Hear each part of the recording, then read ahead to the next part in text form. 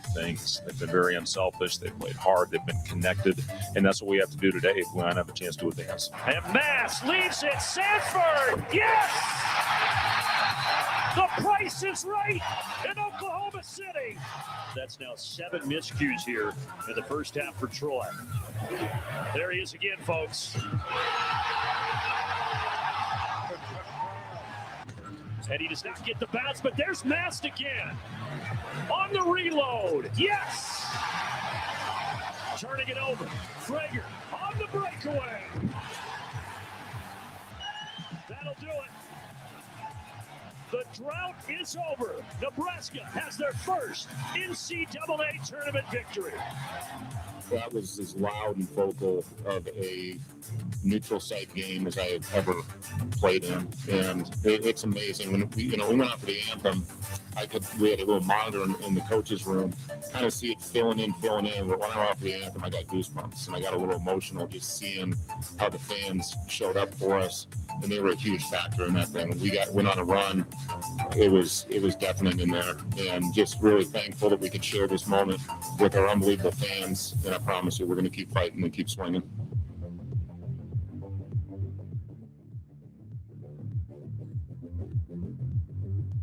Good morning. Welcome in Hurrdat Sports Live, presented by Next Gen Mail Medical. That's DB. I'm Ravi Lulla here at Hurrdat Sports HQ. What's up, DB? How are we doing? Doing good. How are you? I'm good, man. Yeah? Yeah. Why are you looking at me like that already? It's too early for that. I'm just here, hanging out. So we won't get fined? Yeah, just, doing a little show. Yeah. Everybody's good. How'd yesterday go for you? Yesterday was fine. Yeah? Yeah, except for, the obvious. But we'll get to that. We already got some comments in the stream on that one. Yeah. Why would anybody let me off the hook? No, I think this one's a fan. I think Will is a fellow fan. Yeah, they commiserating. They got to do something different. Mm. It was an utter debacle. Yesterday was a culmination of all my personalities. Oh, okay. So it's kind of 3. All right. So we got the full DB experience yesterday. All right. So you got Damon. Yeah, just like normal DB. This guy's probably a 40%er. So it goes 40. No, it's like 45, 45, 10. Mm-hmm. Okay, we'll get to Kenny. Yeah, Kenny's the 10. We try to stay with Kenny. Kenny's 10%. We try to suppress him. Okay.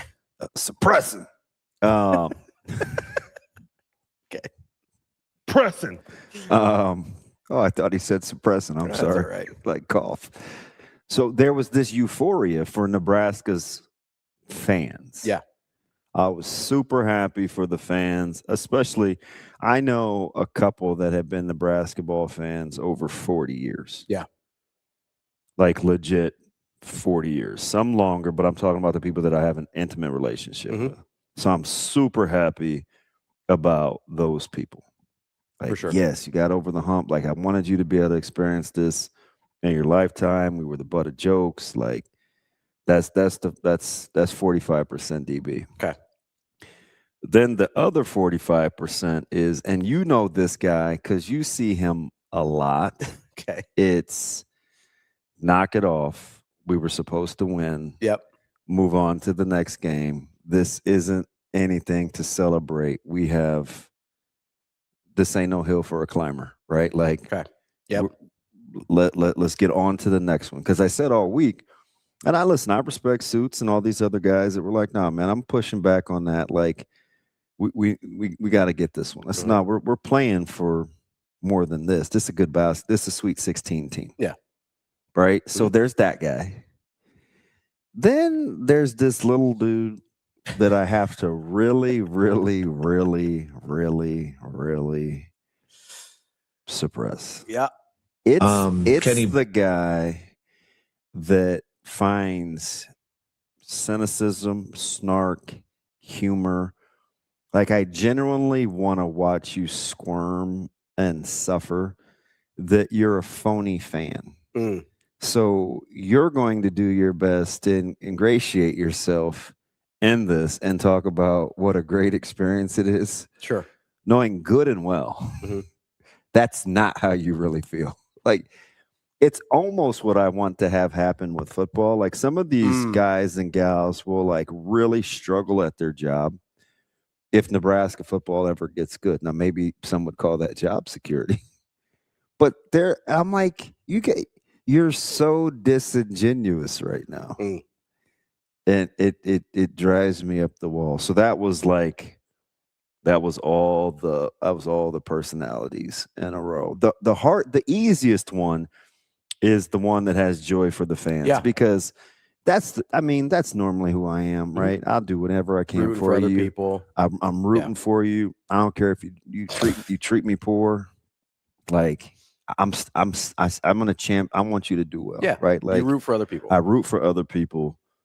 So I'm happy with the fan base. But then at about like 7:30, I'm like, okay, coach player kicks in. Yeah. Check. Moved on. You got to refocus. What time are we getting the film session in the morning? Yep. Right. Like that's the very like practical what's next side of you. Yeah. And that's how he always talks. Like, and that's me. Yeah. That's me.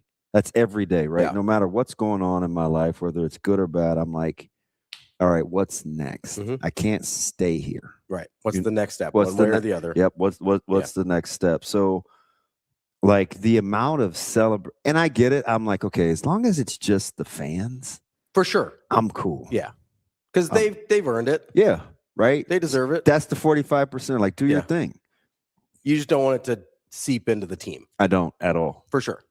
I don't. And Coach Oiberg was quick to kind of nip that in the bud. Like, oh man, like because I wanted him to say that early, but he couldn't without getting the first win. Yeah. But we said this yesterday, fully expected them to beat Troy. Like, yeah, they were better. We saw that. They were just better. That was some mythical. That was some boogeyman that we made up because we hadn't won a game. But if you watch them, I think he said, I don't know, 10 times. It's not a good basketball team. Yeah, like this. Now, they were significantly worse than I thought. Yes. Nebraska did a really good job stopping them from doing the things that I thought they were pretty good at. Yeah. Because there were things I thought they were pretty good at. Oh, yeah. Right? But not good enough that I thought they could. After the first TV timeout, I was like, I might have this figured out. Yeah. Because they were turning Troy over. They solved the ball movement. And V-Man had hit the 2 threes, and I was like, man, don't start this BS. So that was the thing. That was the moment where I was they got 6 points. He's got 2 threes. I was like, he made 2 threes in the last 2 months. Man, that was the moment where I was like, you got to be kidding me. Yeah. Where, you kind of have, like, there's a little, as a fan, sometimes there's like a little bit of that existential dread where you're like, maybe we are cursed. Yeah. Right? Yeah. This guy is a 22%. That's not an exaggeration. Victor Valdez is a 22% 3-point shooter. Yeah. We talked about it all week. He had made 2 for his last 24 coming into that one. Like, we had talked about it all week. Not a threat as a shooter. Weirdly ends up with 15 points a game somehow, but not a great scorer, but especially not a good shooter. Yeah. And he comes right out the gate, 2 corner threes. And I'm like, if this is how this is going to go, I don't know what to tell you. Yeah, the good thing, I think I said this on Hail Varsity yesterday, was the good thing is they had turned it over. Right? So it was going to be hard to be consistent. They had the early turnover. So I was like, okay, which is this going to be? Which we said, they're pretty loose with the ball. Yeah. Yeah. Like, they're pretty loose with the basketball. Everything except Valdez going 4 for 5 or 4 for 6 played out exactly how we told you it was going. So what was the score at the TV timeout? Was it 15-9, 15-12? I can figure that out. Because the scoring post the TV timeout. So Price started hitting shots after the TV timeout. Okay, so his pull-up 3 from the top of the key was after the first break? I believe so. So then it was like 15-9. Yeah, I think so. Yeah, that's incredible. So they're at... Talk to me. What time are we here? You're looking at 15, 16 minutes. Yeah, it was like 15:54 was the first TV timeout. We got to the under 4 break fairly So quick. It was 9-6. 9-6. Okay. At 15. Yeah, it looks 9-6 at about the first TV timeout, somewhere in there. Yeah. 9-6. And then after that first TV timeout is when so Price at 12:51 hit his first 3 to make it 12-10, and then it was kind of off to the races. Game on. because he hit 3 or 4 in pretty quick succession there, and then that was a wrap. Yeah, game on. Yeah. So I there are so many people, even guys I like to poke fun at, like Sip, who I know, because there used to be a time where Sip was like afraid to admit it. Then about like 2012 or 13, when they were really struggling with some of the hires and offense, he started to like let his feelings show a little bit more. He's like, man, I'm a diehard Nebraska fan, and I cheer for guys like that. Channel 3 Sean has taken it on the chin for forever. Even the younger generation, for like Joel and his family, who like lives and dies with Nebraska basketball, like though it's cool. Yeah. I'm happy for people that,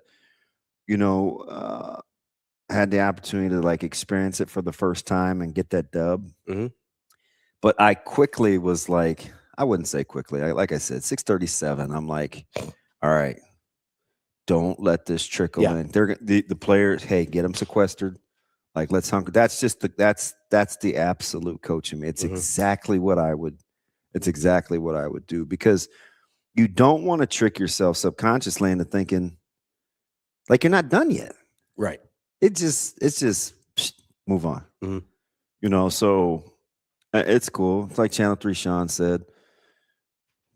Fans falling into the canal. How about, so we need to get Nebraska on the phone, because he's right there in OKC. He was telling everybody where to go. Yeah. For the post games.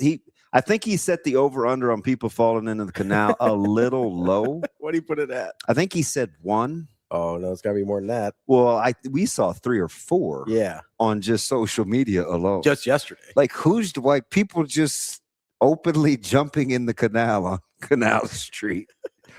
But the cool thing about OKC, if you've been there, I've been there several times. Like it's cool that it's very walkable. So just keep people out of their vehicles. But that BAC had to be rocking off the charts.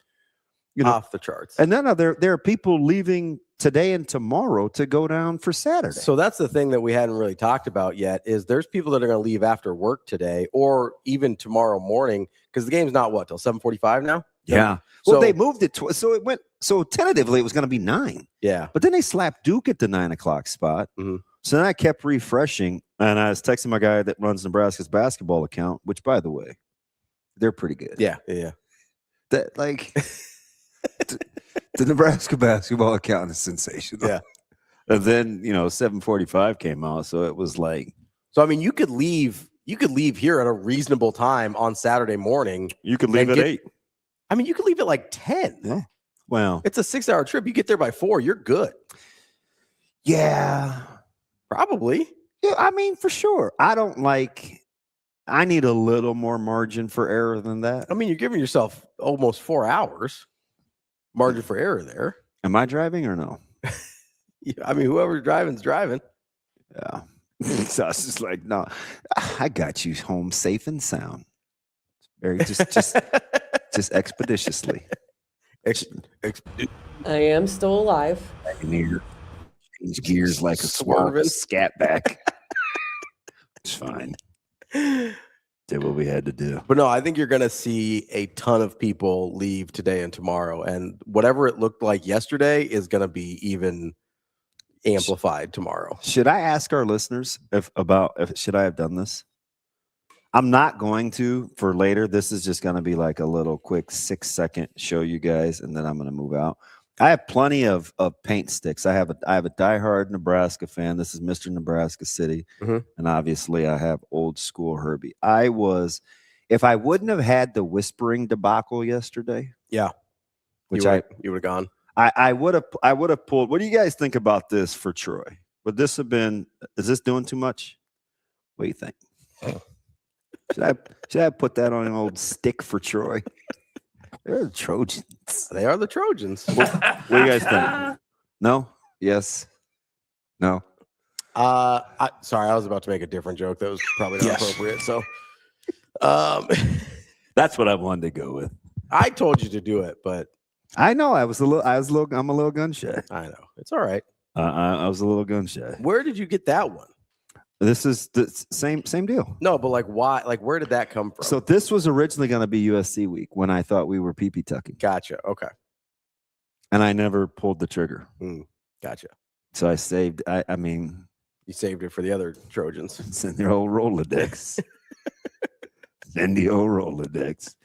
Yeah, no Buc-ee's between Lincoln and OKC. 10 a.m. start, plenty good. Yeah, yeah, TC. Tyler, I told you when I walked around looking for food at Buc-ee's for well over an hour.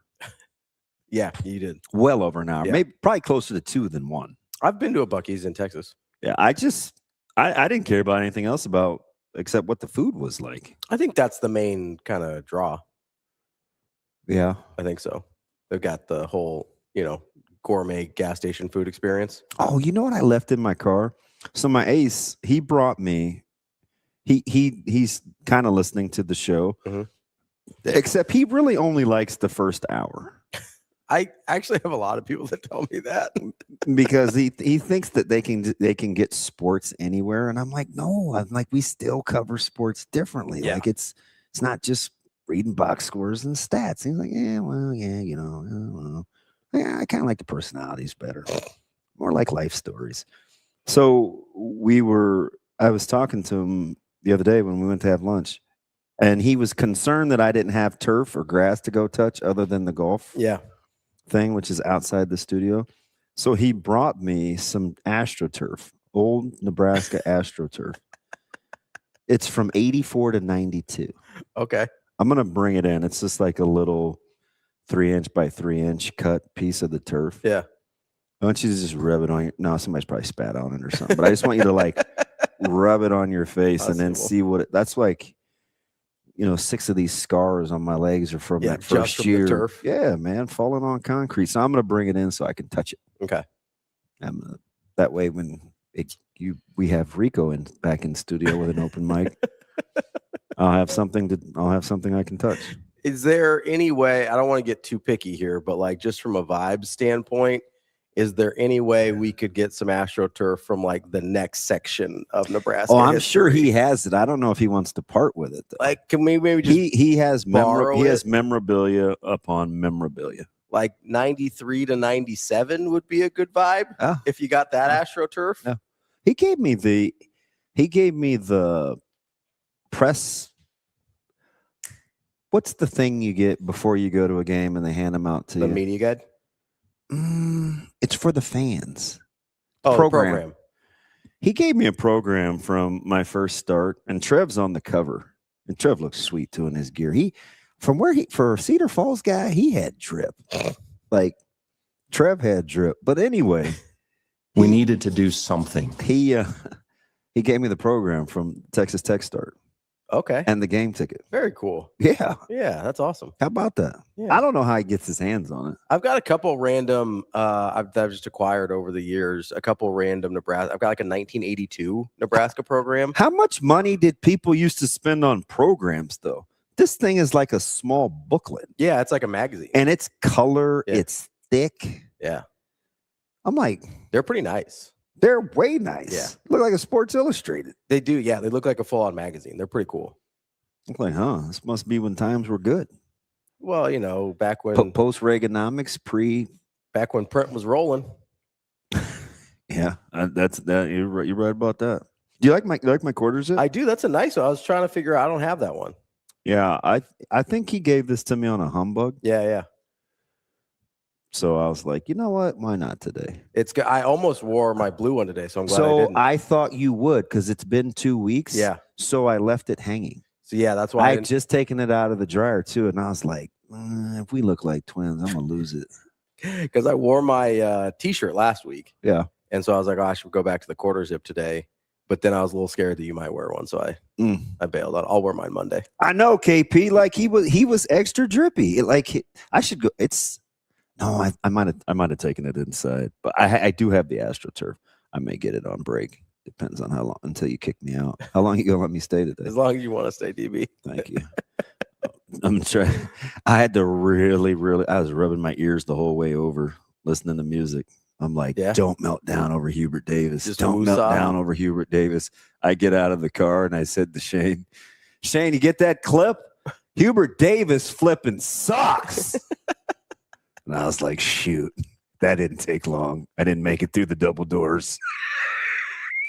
The whole 2-minute He's drive like, I got over it. here. I got it. was I got it. Lock I'm not in going to come in and steal Nebraska basketball shine, melting down over Hubert Davis. immediately. Shane's just out here minding his own business. And I was like, man, Shane, just a couple of the edits from how my man Hubert Davis handled the presser last night. Got a little bit tired there? I did not. I didn't. Hubert, why did you go to just a 6-man rotation in the second half? Because that was my decision. Coach, what do you think went wrong? What do you mean? Hubert, the free throws, again, as you mentioned, a little bit of an issue tonight.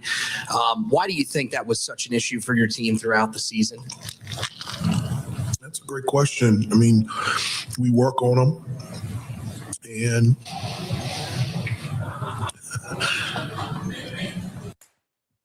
That's a great question. Why don't you make more free throws? That's the great question. And then his answer, well, we work on them. Pause. That's not really edited either, by the way. Shane, like just one more time. Like, what do you mean? got a little bit tired there. I did not. Yeah, he's not talking about you, Yeah, did you Hubert. think he was talking about you physically, Hubert, that you got tired? Hey, Hubert, why did Vassar look like he was sucking gas soft as a batch of cookies out there late, just handing balls to teams because physically he was gas? Maybe you went to a 6-man rotation? Why, Hubert? Because that was my decision. Dude, I've had it. Somebody's got to fight back when he does that a little bit more. What do you mean? Like, what do you mean? You know what you say there is like, well, you blew a 19-point lead in the second half. That's what I mean. To a team that couldn't really throw it in the ocean, but you couldn't either. You inexplicably can't inbound balls. You can't make layups. You fumble dribble handoffs off ball screens, and you're like, what's going on? So this is, I defend. I told you too. I was this close to being right. VCU not going to win that game. They're going to struggle with North Carolina's front court. Just take the money line. VCU may cover. No big deal. And it looked like this dude's a flipping genius, right? Struggling with the front court. Stevenson, the guy that I told you would give them problems, out here balling. No, but then the other part is true too that I said.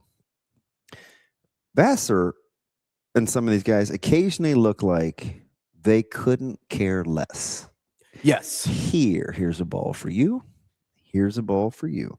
I mean, it should have cost them a game in regulation. I'm going to bounce this off my shin. Here, this was one for you. Now, this is my favorite. Inexplicably, I'm going to take 6 dribbles with about 21 or 2 seconds left on the shot clock, and I'm going to take a contested 3. Why? I don't know. Just for funsies. I don't know. What do you mean? It's like, this dude. I said, I got to hear this press conference. So I defend media a lot when they're asking these questions because I think the coaches. Oh, you're a Mick Cronin lover. You don't defend the media. Because I think the coaches need to be a little bit better. I get mad at them when they yell at the media for you get mad at everybody but Mick Cronin. No, you lay down with that dude. I just didn't get mad at him one time. Hey, what do I got to do? I mean, it's a joke.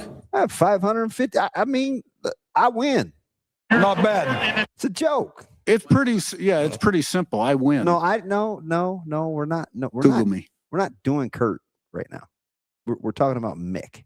The hungry dog gets the bone. Mick Cronin has to have more clips on this show of a random coach than probably anybody, doesn't he? What the truth I of blame it is, you for Ben, this because you're like, hey, you got to sometimes take things you like from people you don't like. So that was the Mick Cronin situation. Oh, you're eating meat? Yeah, me eating the meat, spitting out the bone. So that's Mick Cronin. That one comment was my good piece of cheese. Everything since then was the poop sandwich. Completely delusional about who they are. He started with the cheese, they're completely delusional. Listen, I've been there. Yeah, I know. Like completely delusional. That's probably what spoke to me the most is like, no, yeah, that exists. That's a real thing. There are some guys, I swear to God, this is okay. So we had a guy for 2 years that led every division in college basketball in scoring. Over like 32 points a game. He dropped 72 on Doan. He's the guy that dropped 40 on Oral Roberts. Yeah. Like unbelievable bucket. Okay. Shot over 50% both years from the field, like 38 to 40% from like super efficient, huge volume score, right? We had a kid that also played guard on that team that was like, hey, like he came to the coaching staff. He's like, hey, you know, like This is how he talks. not really. He's like, hey, you know, sometimes He raised his hand. I got a question. DJ's the kid that was a bucket. I can say his name. I won't say their kid's name. DJ Haynes, absolute bucket. But he's like, you know, sometimes DJ's like double and triple teams and you still take the shot and we're open, whatever. And I'm like, yeah, the percentages are still really, really good. And you are shooting 14% from 3. That's a real number, by the way. So I go, you're such a pricklick. Like, couldn't you just?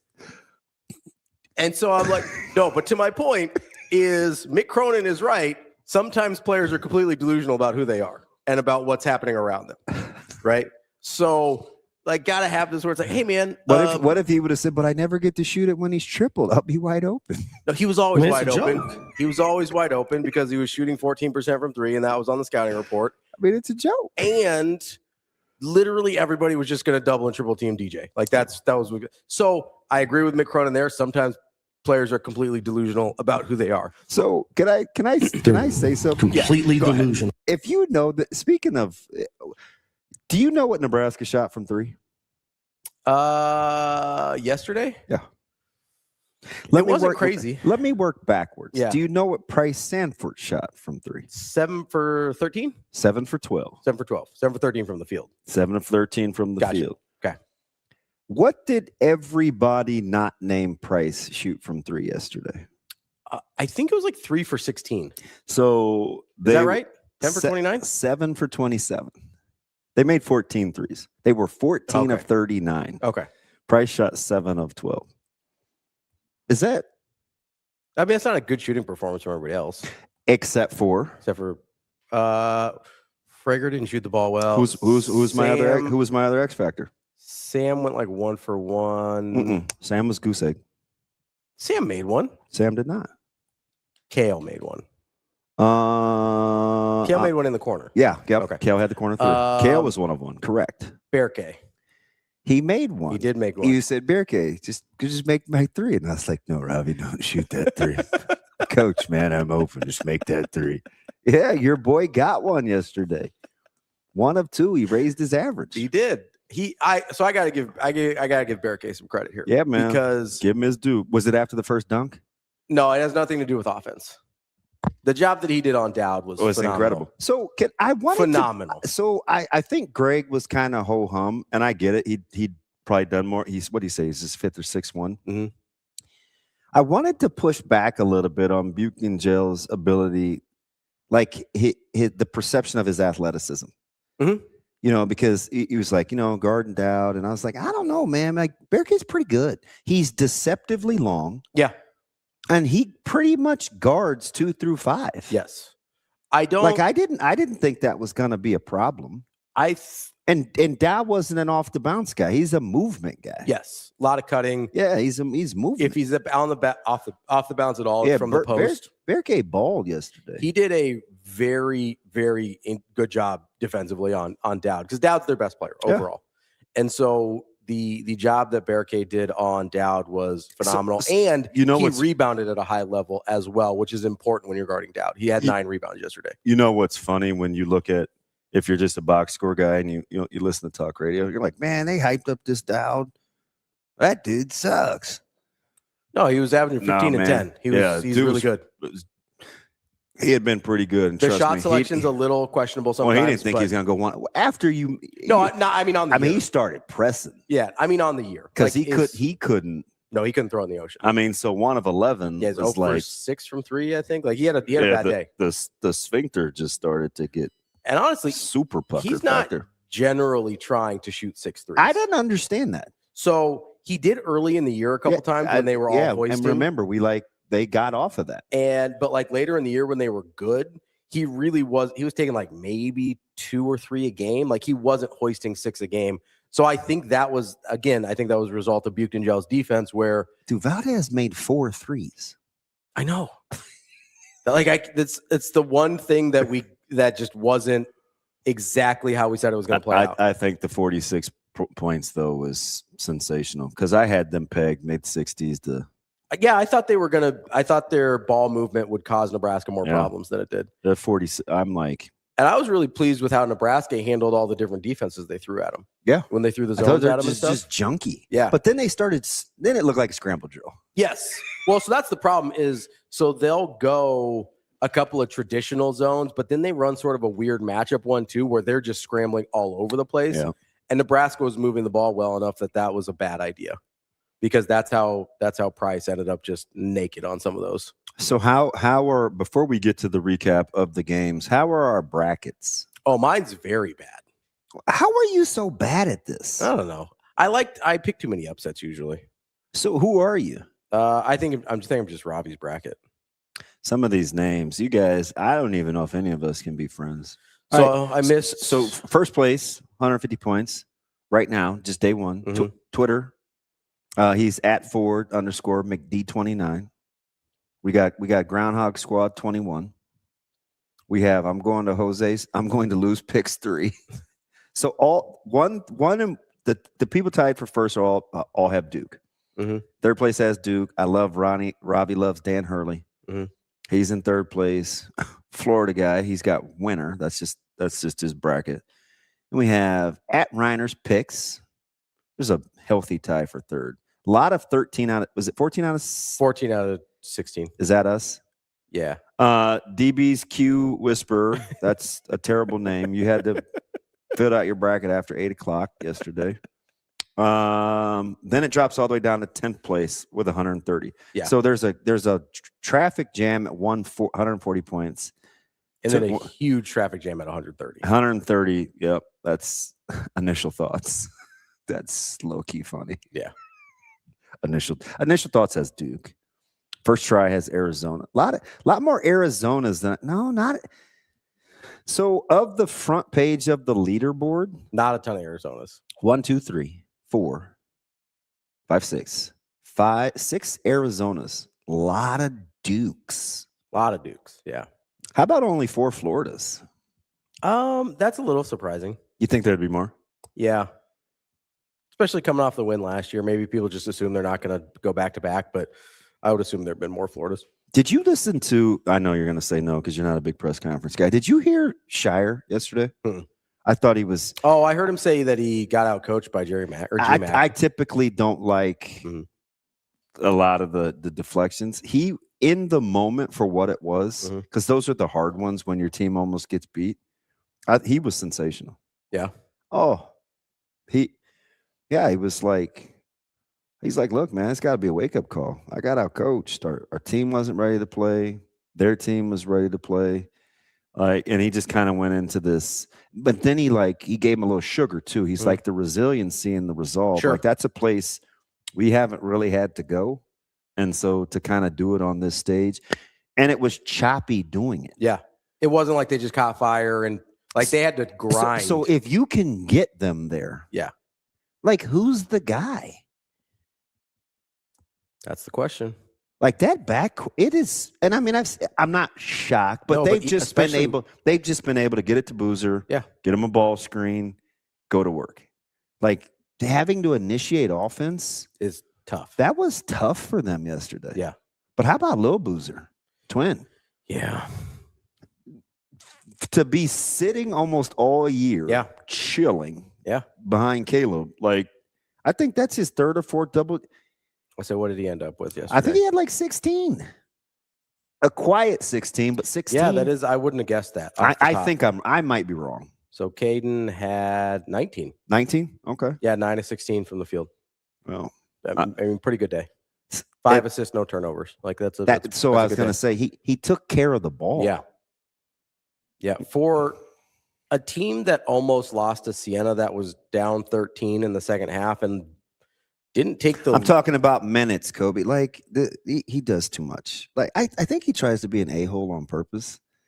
I'm not saying he doesn't play. I'm talking about major minutes and being a guy they have to count on. It's fine. It's just him being him. That's his voice. He'd been too quiet. For being a team that almost lost to Siena, I mean, this thing was they didn't take the lead until into the 60s, right? 63-61. I maybe? think that's what 63-61 is where I had it in my head that they took the first lead. So that's late in this, like very late in this ball game. That's under 5 minutes, I think, when they finally took their first lead. Kobe, you're winning games by 19 points. I understand. I understand minutes versus crunch time quality minutes. Good job with the stats there, Kobe. Like to only have 8 turnovers, like you would have expected Duke to be turning the ball over the way North Carolina did. You kind of got the sense though, because they made some crazy shots. They did. And I was like, that's contested. That's contested. Because you just don't get good looks against Duke. I was like, are those going to keep going in? Apparently, we were right, by the way. We nailed it. Good job. 63-61, about 4.5 minutes left. Oh, yeah. So the only reason I remember that is because I'm out on the deck and Zoe had edible bubbles. And all she kept saying was, no, eat it. Just try. And so she was like 6 inches from my face, and she's blowing these bubbles in my face. And all I could think of is there's going to be some air particle that's going to get on these bubbles, and I'm going to swallow it, and I'll die on the porch, and people will think my daughter killed me. And I looked up, and it happened to be 63-61. What? How come I can't share anything with you? No, I like how you're worried about air particles on bubbles, but like leaving meat out on the counter, not a problem. Yeah, okay. Like the germs you decide to care about, I just don't understand. It's like all other germs, very careful. Food germs don't exist. That's where I struggle. It's fine. That's where I struggle. Kobe, I'm going to be really specific.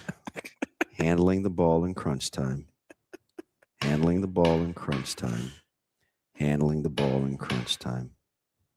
But hey, devil's in the details. I think that's a very valid concern. The air particles on the bubbles? Yeah. Sure. Anything. Like, for instance. You know you're breathing those air particles all the time, right? Yeah, that's a decent point. But like, let's just say like things are flying in the air and they like have to use the restroom, and then it's like, boom, attaches to the bubble. It's freaking bad. So you think, like they had flies out. There were things flying yesterday because it's getting warm. So you think the flies are duking on the bubbles and you don't want it to get in your I mouth? don't know about the specifics. I'm just saying. Okay. I think it makes perfectly good sense. No, it's fine. That's fine. It's just wanted to get some clarification there. You want to go back and revisit High Point only being how that number was 10? Yeah. I mean, we said that a week ago. We were like, that seems high. That was crazy.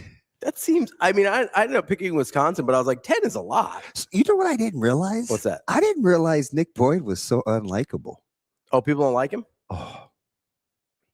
Oh, Nick Boyd talks a lot of trash. I don't know that I've ever heard him speak, if I'm being honest. Ooh. You watch him on the court? Yeah. Yeah, he runs it, and they were giving it back to him. Yeah, I mean, he got his yesterday. They What do you have? 27? How many crunch time games did Duke have, Kobe? How many crunch time games did Duke play this year? Well, 13 was their biggest deficit of the entire season. So I'm for whatever that's worth. For those, I try to give the guy some credit, and the dude wants to pick up BS. Like, yo, Kobe, I'm smoking in the rain. I need a new bit. And then the other one. Which one? The whole 11-6 thing. How many years in a row is that? Oh, 21? Yeah, it's got to be. I think it's 21 straight years. Yeah.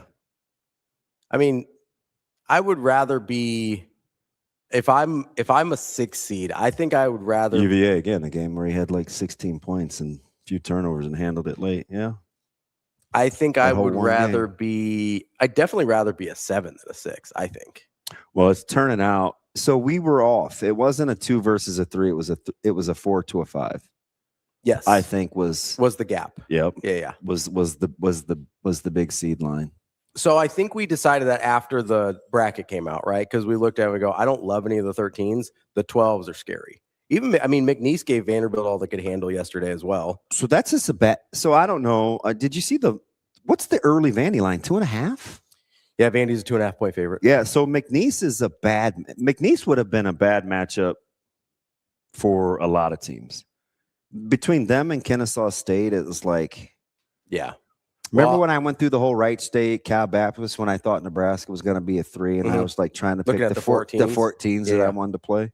Like it's just weird, you know? Yeah, I mean, the other, sorry, I got distracted by the matchups talk because I was having a fight on Twitter yesterday about Florida and what kind of matchup they were for Nebraska. And we fast forwarded past Vandy. Well, no, because I think I think this is a Sweet 16 team. I get a little bit concerned if they face Florida in the Sweet 16 because I think that's a really bad matchup for them. And I was having this conversation, and they're like, I don't think it's a bad matchup. Nebraska's lost to teams with shooting and size. And I'm like, well, not really. The games that they've lost, the other teams have shot 34% or below from 3-point range every game. You have several games in the 20s that they lost. The other team shot in the 20s from 3-point range. It's the physicality, right? Like, and the reason the Michigan loss was closer because even Illinois didn't shoot. No.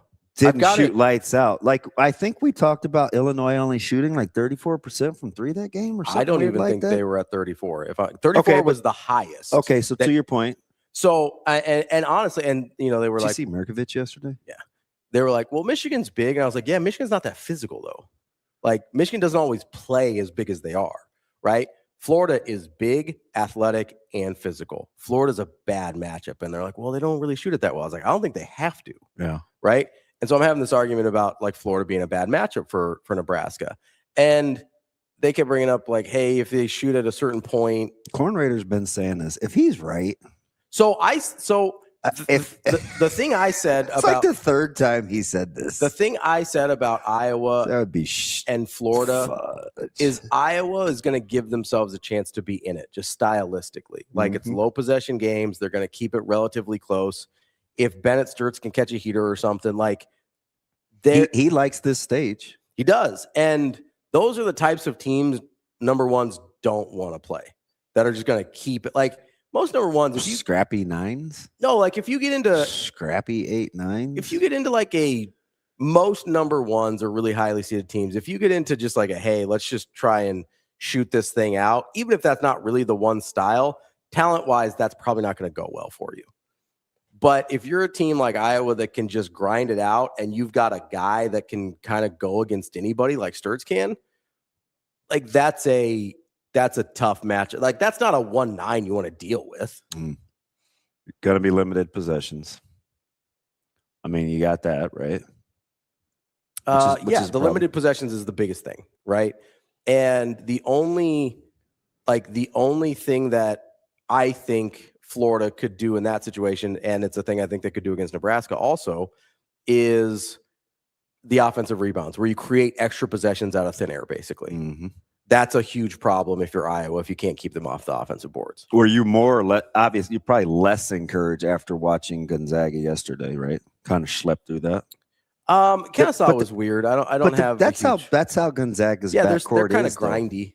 I mean, Gonzaga's not that they're like Iowa, but they're going to grind through some games. Like that's just kind of who they are. Hey, so bigger surprise, Louisville or Texas? I tell you, when BYU is bad, they just have never recovered from those injuries. Okay, so that's a shell of a lineup. How is Nebraska a bad matchup for Florida? What are we talking about? If Dank was the guy I was arguing with on Twitter. If you didn't say Florida wasn't a bad, you got mad at Ant. If Florida, he's using caps. If you didn't say Florida was a bad matchup, which I'm pretty sure you did, but I'm not going to check receipts because I don't care that much. Why is Nebraska a bad matchup for Florida? Like, just explain that to me, and we'll see where we get. It's the first time Dank's been pissed in a while. I don't. Shane sent him a link. TK says Sturts might legitimately die against Florida. I don't know if that's just from getting fouled. I don't know. That's a lot. But like the minutes he plays 40 minutes every night. I was going to get beat to hell by Florida. Sturts might legitimately die. I don't know. I don't have any context there. Can we just get them past Clemson first, like in my pool? Sure. Yeah. I mean, they could lose to Clemson. That's the thing about teams that play that way, though. Like, you're going to stay close against good teams. You're going to stay close against teams that aren't as good either. Tim, that's so what I wanted to say, but I didn't want to kill your vibe. Like, Florida's a bad matchup for everybody. Like, Yeah, sure. they're yes. the 1 seed. Yeah. But I think I'm with you, TB. I think it's a particular size-wise. Dude, Kobe, I know. Kobe, stop it. I think stop it. Florida has a lot of the things Nebraska has particularly struggled with also. Like, not all 1 seeds are created equal. I'd rather face Michigan right now than I would Florida. Yeah. I'd rather face Duke right now than I would Florida. So can I just say this real quick? Game Dog's mad at Kobe too. In the that's old though. Kobe hadn't unblocked you yet, Game Dog. That was months ago. I don't know. Dude, our stream is wild. Kobe, would you be? I don't. Is he gonna have to office by himself on our floor in the front office? I don't know if I can put him with the rest of the people. Like, what are we going to do? Nebraska's not a bad matchup for big teams, Dank. I don't know what to tell you. Nebraska's not a bad matchup. He's okay because you guys put them both on my team. I don't. Yeah, you can't have chemistry issues. You gave me both of them. Wait, who did the preliminary mock draft? It was Dank. Dang, he gave me Kobe, captain, and game dog. Yeah, he did. That's fine. We'll raise heck. What were you gonna say, Shane? Overall, for the brackets, I believe for ESPN National, the Florida out of the number ones was picked least out of the 4. Yeah. So we were getting on the elevator, and Shane was totally breaking down how to. No, this was because I was having a mini meltdown yesterday. Yeah. So he caught me in the hallway, and he's like, "Hey, what you need to do with the brackets is there's like X amount of brackets, and then you can just kind of see what." I'm like, Shane, did you do your homework? Maybe that's how you make these runs in the tournament with these brackets. Shane. He probably used the AI bracket last year. Let's be honest. But he was describing how he likes to take a consensus. Well, he's not just pulling that Florida had the fewest picks for a 1 selection if he didn't study it. No, but it popped up when you came to do your. It popped up on the like when you on the screen. It popped up. Go ahead. Go ahead, Shane. I mean that's kind of how I look at the brackets. Yes, just like who's picking who, whether the analytics of what is the feel of everybody that's picking brackets. What are they going for? Jared, my puppy eats rocks, and she's an idiot. I mean, I love her, but she's pretty stupid. Like Bella. Hey, by the way, can I ask one question? She threw up yesterday. Yeah, go ahead, Shane. Like about yesterday's game, about the Troy game. Did they seem to eat up a lot of clock? Well, I don't think they could get good looks at it. Yeah, I don't know. Is that what it was? Intentionally eating up clock or wasting, or not wasting, but trying to use clock. I think Nebraska was making it difficult for them to get good looks. Gotcha. Juan wants to hit the portal and be your water boy. See, you got a chance to meet Juan, so now you're in love. When I had to defend Juan, you were trying to kick him to the. When was I killing Juan? I had to defend Juan early when we weren't sure he was a real person. I was like, be patient. You were the one that said you weren't sure. You're like, that's not his real name. No, I was like, you. I'm in. That was then you. I was like, I'm out. Then I was like, I'm in. Then I was like, I'm out. Because he kept messing with me like 5 days in a row about tequila and talking on my speakerphone at Costco. I was like, Juan might be crazy. I don't know. So this is where I'm landing the plane, Dank. This is where I'm landing the plane. You keep talking about how close Nebraska's losses were to these teams. Nebraska's good. So they're not getting their heads beat in by people. Kobe, how many dogs you got? The games they have lost are the ones against big physical teams. Right? That's how it you're not going to just you keep bringing up close loss to Michigan, yes. The losses are to the big teams that were physical. This is an issue. Michigan is athletic. They're not crazy big. Okay, or Michigan State. Michigan State's athletic. They're not crazy big. This is a good Nebraska team, so they're not going to just get blown out like we've seen bad matchups beat Nebraska in years past. Nebraska's better than that. So they're going to be able to hang with some of these teams. That doesn't mean it's not a bad matchup for them. They've lost to the big physical teams. How many times do we talk about offensive rebounds and second chance points and all that kind of stuff? It was a lot. Those are the teams that have given Nebraska problems. That's what Florida is. I don't know why we're fast forwarding past Vanderbilt, but Florida is a very tough matchup for Nebraska because they look a lot like, and I would say a better version of some of the teams Nebraska struggled with in Big Ten play. But they're not going to get their head beat in by the teams in Big Ten play because Nebraska was good. I don't know what else to tell you. I don't know how, they don't have to lose by 30 for it to be a bad matchup. Well, that in effect, I think scout is really, really important. And Lenzer's incredible at that. Yeah. I'm listening to both sides. I do think we're undervaluing scout. Like just the ability to prepare. That's all. That's just me. Now you two have at it. That's all I got. That's what I mean. Whatever else anybody else means, I can't control. But that's what I'm saying. I really just I just like how Kobe's dogs are eating rocks out here. Yeah, remember I told you that about Bella? Yeah. And Micah goes, I thought it was kind of cruel. Yeah. I swear he's gotta be missing a chromosome, Dad. I was like, that's not very nice. He goes, look at her eyes. I go, look at yours. Yeah. And I'm sorry, I'm just talking. It's fine. And then Kobe said that, and I was like, oh my God, he's kind of like my son, who's equally a menace. Well, it happens. It happens. I had to cuss him out yesterday. Who, Micah? Yeah. What'd he do? Don't get me started.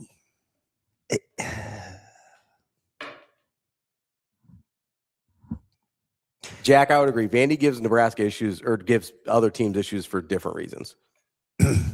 Whether it's athleticism, they play getting things kind of hectic. Kobe.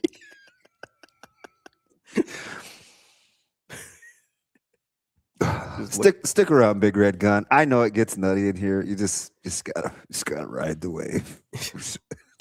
Tim said you yell at Micah for putting the hash browns in the freezer without vacuum sealing, or no? This dude said I dropped him off, and the track times are a little loose with what time he's done, and I'm typically cooking or I have something on, so the time it's give me at least a 20-minute window. So they got an indoor today at St. Mary's. He's got to be there at 10 or whatever. And I go, hey, it's an early day today. Because sometimes I just want to have him just take the car, right? And he's like, no, 4:45. And I go, is it 4:45, like 5:25 yesterday? Is it 4:45 because you got a short day? He looked dead at me, straight face. He's sitting in the passenger seat with his bag. And Zoe's in the back seat, and he goes, yeah, I don't really pick when practice times end. So I'll send you a text message when I can get as close as possible to the time. Just like that. I mean, if I'm lying, I'm dying. Just like that. I said, okay. That's how it's going to be, huh? So I'll wait for that text. So it's 4:55. Yeah.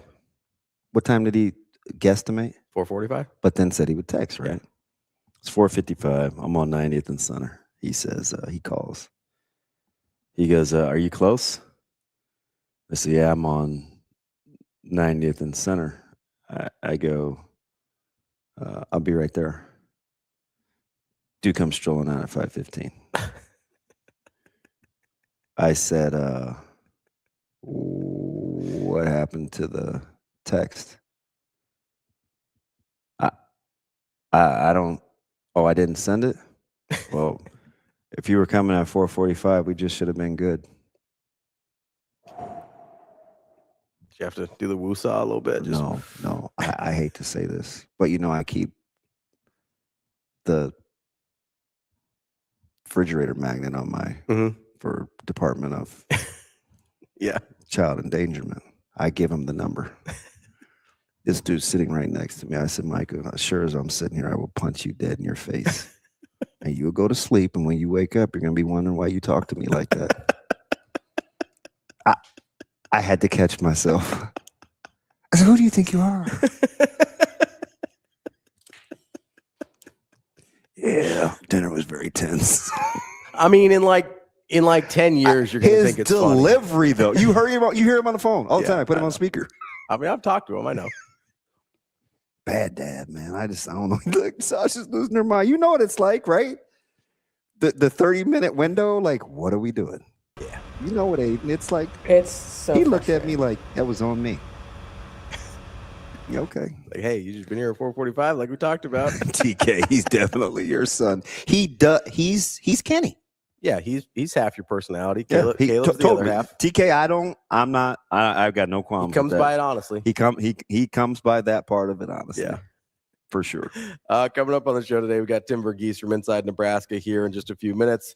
We've got Mike Sautter at 8 live from Oklahoma City, and he will talk through the Nebraska game and experience and everything with us. And then at 9:30, we've got Jessica COODY from Husker Radio Network. She had front row seats right in Oklahoma City as well, and she did the IG live too. She was filming that whole thing from leaving the hotel to getting off the bus. She was prominently featured in the Kent Pavelka video as well. They put her on. She was filming. She was like, yeah, another person that can edit with a camera. Yeah, or with a phone. Yeah. That's the first hour. That's DB. I'm Ravi, Lulla. We will be back. More Hurrdat Sports Live after this.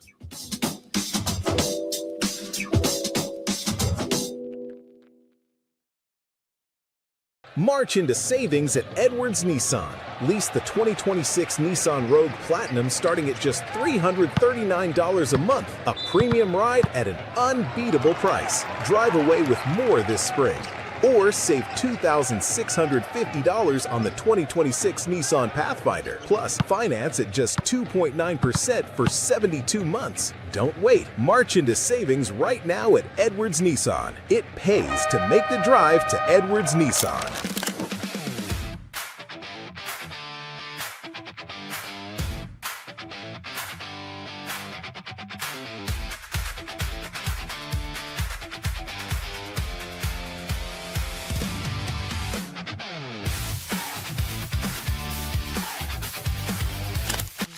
Yeah, actually, not really anything that we drew attention to. I mean, obviously, I'm not trying to put that kind of mental picture into our players' heads in that moment. The message at halftime was what specifically was going well, what specifically was not going well in the first half, and making sure that we could shore up that.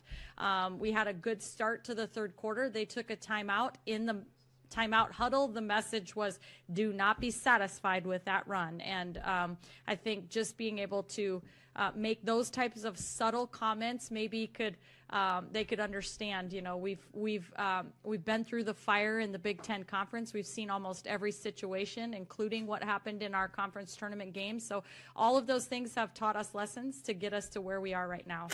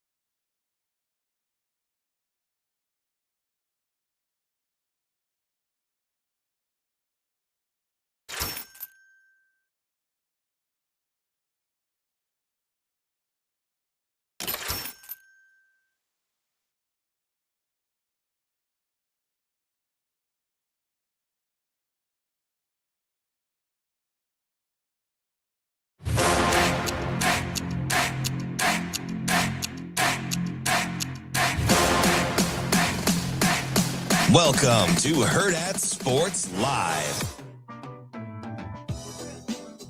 Welcome back, Hurrdat Sports Live. That's DB. I'm Ravi. Lulla here at Hurrdat Sports HQ. We're brought to you by Next Gen Male Medical, and we are joined now by Tim Verghese from inside Nebraska. Tim, what's going on, man?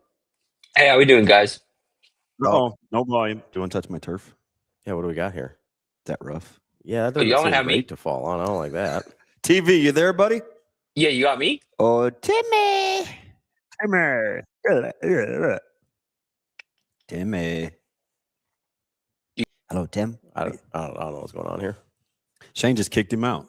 Kicked him out the club. Yeah. So here's the old AstroTurf. What's that?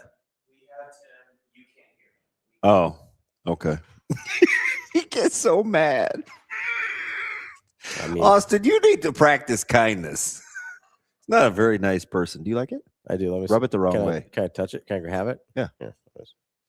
Which way is the? Oh, there's the wrong way. That's terrible. That's like sandpaper. That's pretty awful. I don't want that at all. That's they can hear him. We can't. That's actually not super helpful, though. No, I know. Believe me, I don't know why he ran in here and told me that. I mean, like, congratulations. I'm happy for you. That dog's not gonna hunt. Really difficult to conduct an interview that way. Is it gonna be the same as touching grass? I don't know. Not sure. I think I missed Tim already. Isn't this the issue we had with the phones too? Maybe it wasn't the phones. Maybe this is an us problem. No, I think it's actually Shane and Sasha. Jose Bueno said AstroTurf might as well be a wood floor. Yeah. Oh, is he? He's not. I think a wood floor would be better because it's not as rough. I know. I was just looking at this in the camera. It's crooked. It's crooked. A little cockeyed. Yeah, there we go. I think I'd rather get a wood floor burn than a turf burn. That seems worse. Yeah, that one never healed. That's a turf burn. Yeah, that looks terrible. That looks awful. That looks painful. Took the season to close. Yeah, I don't like that at all. All right, Shane, what do we got? JB's in the exact same boat I am. I'm telling you, kids pick up sucks. Hot Danger says, you guys fell in love with blind rankings. Why not blind interviews? Blind interviews are one thing. Deaf interviews are another. Yeah, because if I could hear Tim, I'd actually sit on the floor where he couldn't see me. But you guys would never. You guys thought I was being weird. How can kindness be over? Well, Ken does yell at me all the time. Tim, how we doing? Tim, how we doing? How we doing? You got me? Damn it. Nothing. Good? We got nothing. Oh, Damn goodness. Damn it. I need help. I got what? I got nothing. Or was I getting ready to go into character? It was just going to be a mini meltdown. Funky, you just want us to ask him the questions, not know what the answers are, and then ask unrelated questions. And then have that? him give us the thumbs up when he's done. Yeah, just be like, and the chat will know. And then we'll be like, okay, next question. Ask another question. TK, figure it out. TK, are you working today? Do you not have to be in until 8:30?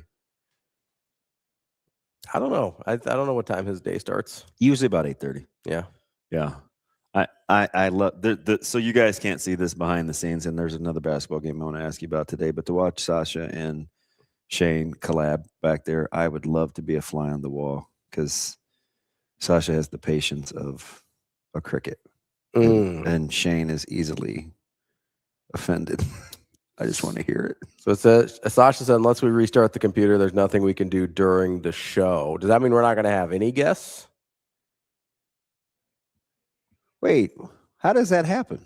I don't know. She's going to talk. Okay. Well, yeah, because otherwise people don't understand how to like. Oh, we can't function. hear her on the stream either. That's the problem. That's okay. Just go to a break instead of being weird. What is going on? If I go to a break, can we? Yeah, we'll take a quick. That's what I was trying to ask. Don't yell at me. I didn't break anything. Damn. Wow. I guess we're taking a break. See, I blame Dank. Everybody's on edge. Hold on, Tim. We'll try and get to you next. All right. Apparently, we're restarting the computers or something. I don't know. Take a quick break here. Yep. That's DB. I'm Ravi. Lulla. It's Hurrdat Sports Live.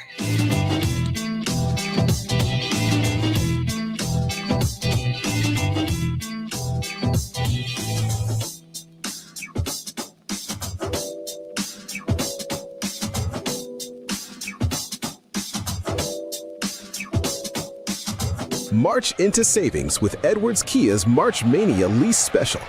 Lease the 2025 Kia 4 EX starting at just $209 a month. A fresh new ride at an unbeatable price. This is what March Mania looks like. March into savings in a big way. Or lease the 2027 Kia Telluride S starting at just $499 a month. Don't wait. March into savings right now at Edwards Kia.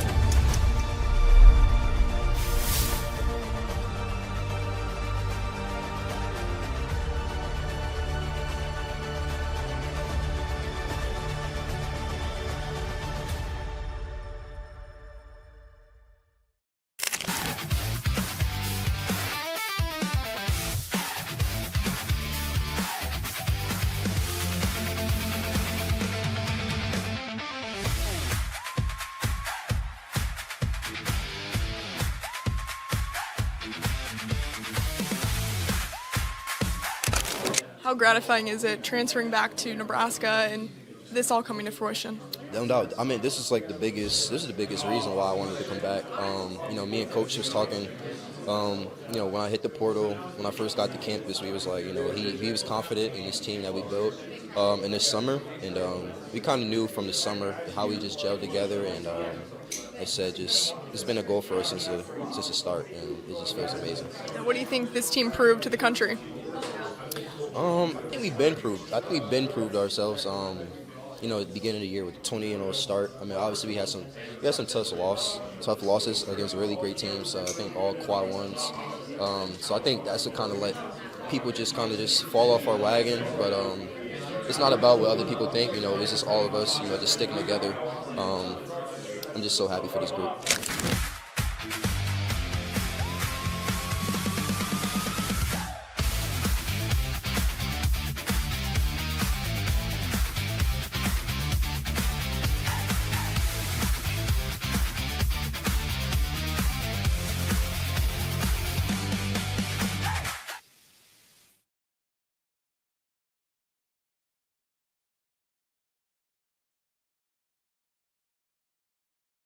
March into savings.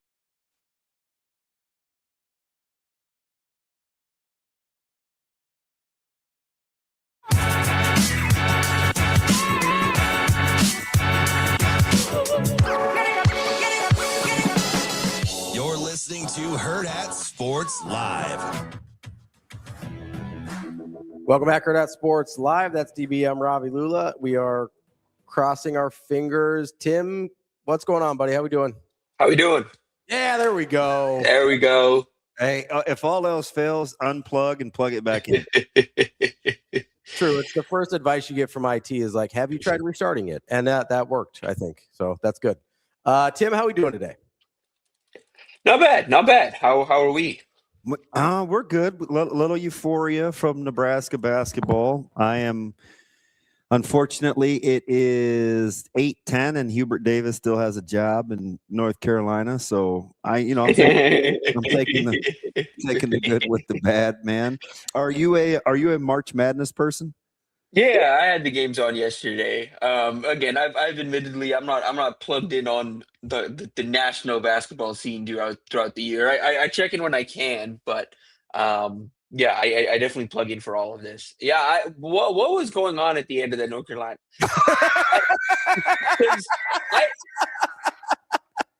They kept cutting to. It was two games because they were going on pretty much around the same time. Every time they cut to Duke, it was like they're just asking AJ to just like just hoop, just go hoop, just BYU, just do his ass offense. And they were like, do his ass again and again, and he kept doing it, and it kept working. To be fair, he did. I've never heard of that offense. I may have to incorporate that. Do him. But that's all they were doing. That's all they were doing. You know what's funny about that, Tim? What, for as accurate as of a description as that is, the thing that made me the most mad is when they would go possessions without letting him touch the ball. And I was like, yeah, your only offense, man. Like, hey, I know you're the guard number one, but like, let AJ handle this, okay? Yeah, but that's the we saw that on one screen, and then the other screen. Every time they cut to Hubert Davis, the guy just no clue. He's going to take a towel, he's going to take his glasses off, he's going to wipe his face, he's going to put his glasses on, or he's going to take his glasses off, wipe his face, and he's going to hold his glasses. Anything in between that, Tim.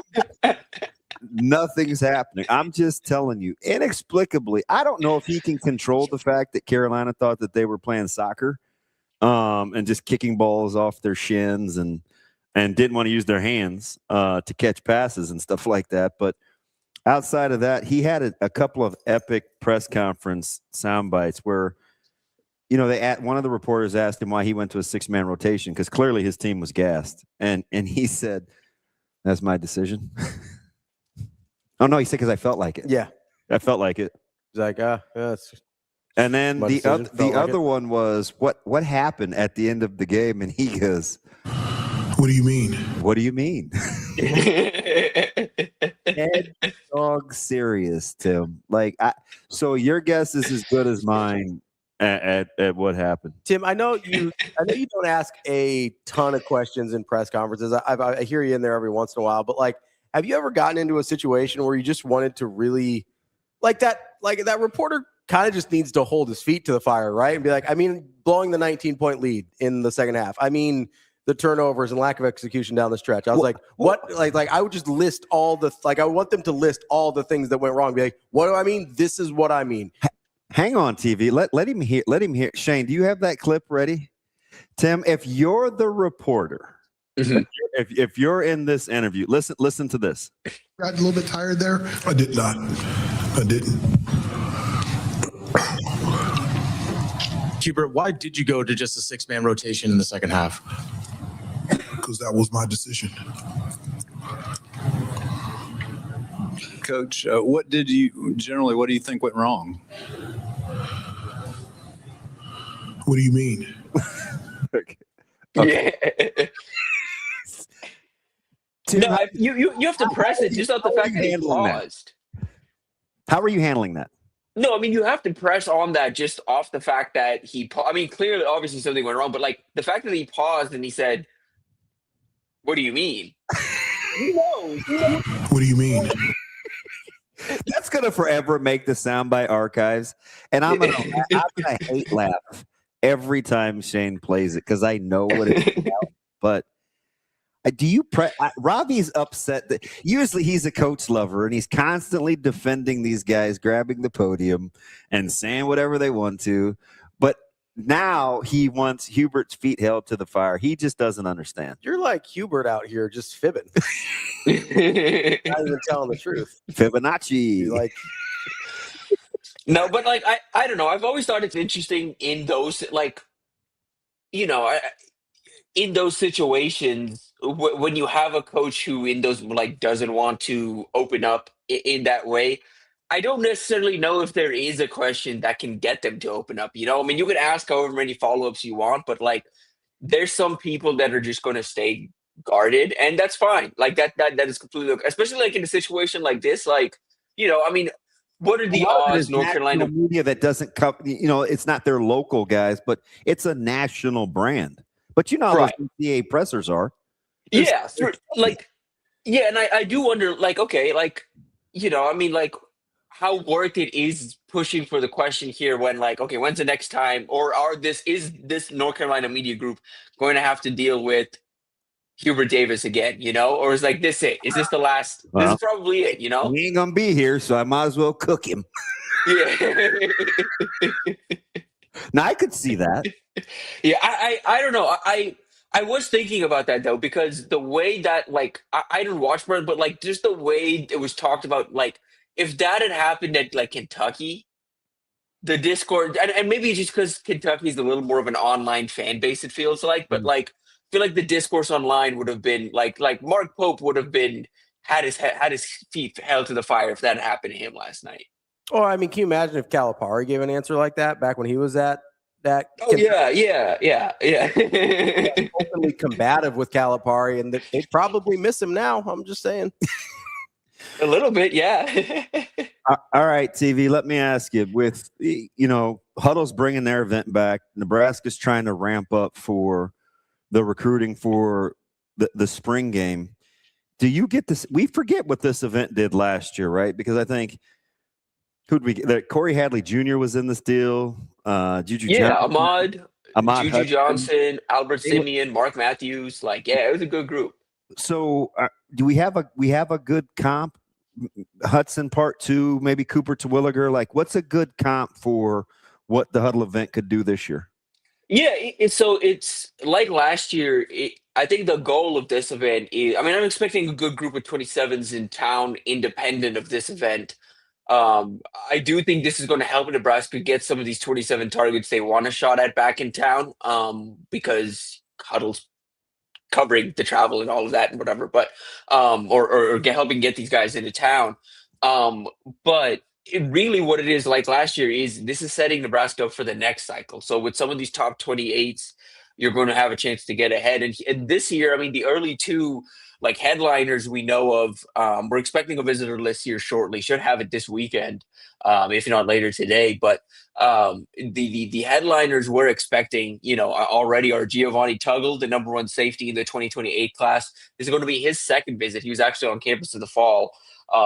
And Bryce Smalls, the number 2 offensive tackle here in the 28 cycle, out of Archbishop Spalding, a power program out in Maryland. So expecting, like guys like that in town. Could be a few more 27s with them as well. But really for Nebraska here, it's about getting this jump start and starting to round out here this 27 class and then getting ahead on 28. But in terms of what the spring game visitor weekend will look like, yeah, I mean, it's a lot of those. It's weirdly not ironic, but like, when you talk about the importance of this Huddle event and what it can do, you look at the guys expected in town. Hey, Mark Matthews is back in town for the first time since that Huddle event. Ahmad Hudson back in town. Like, Nebraska isn't at the very top of this recruitment head-to-head, battling head-to-head with LSU if that first visit or that visit that weekend doesn't happen, because he was on campus last spring. But that Huddle event gave him the opportunity to compete in Memorial Stadium, where he really got a feel for this fan base. This fan base really fell in love with him and started to make this like big push to, in addition to the staff and Trey Taylor, like this, the fan base, kind of fell in love with this big giant tight end.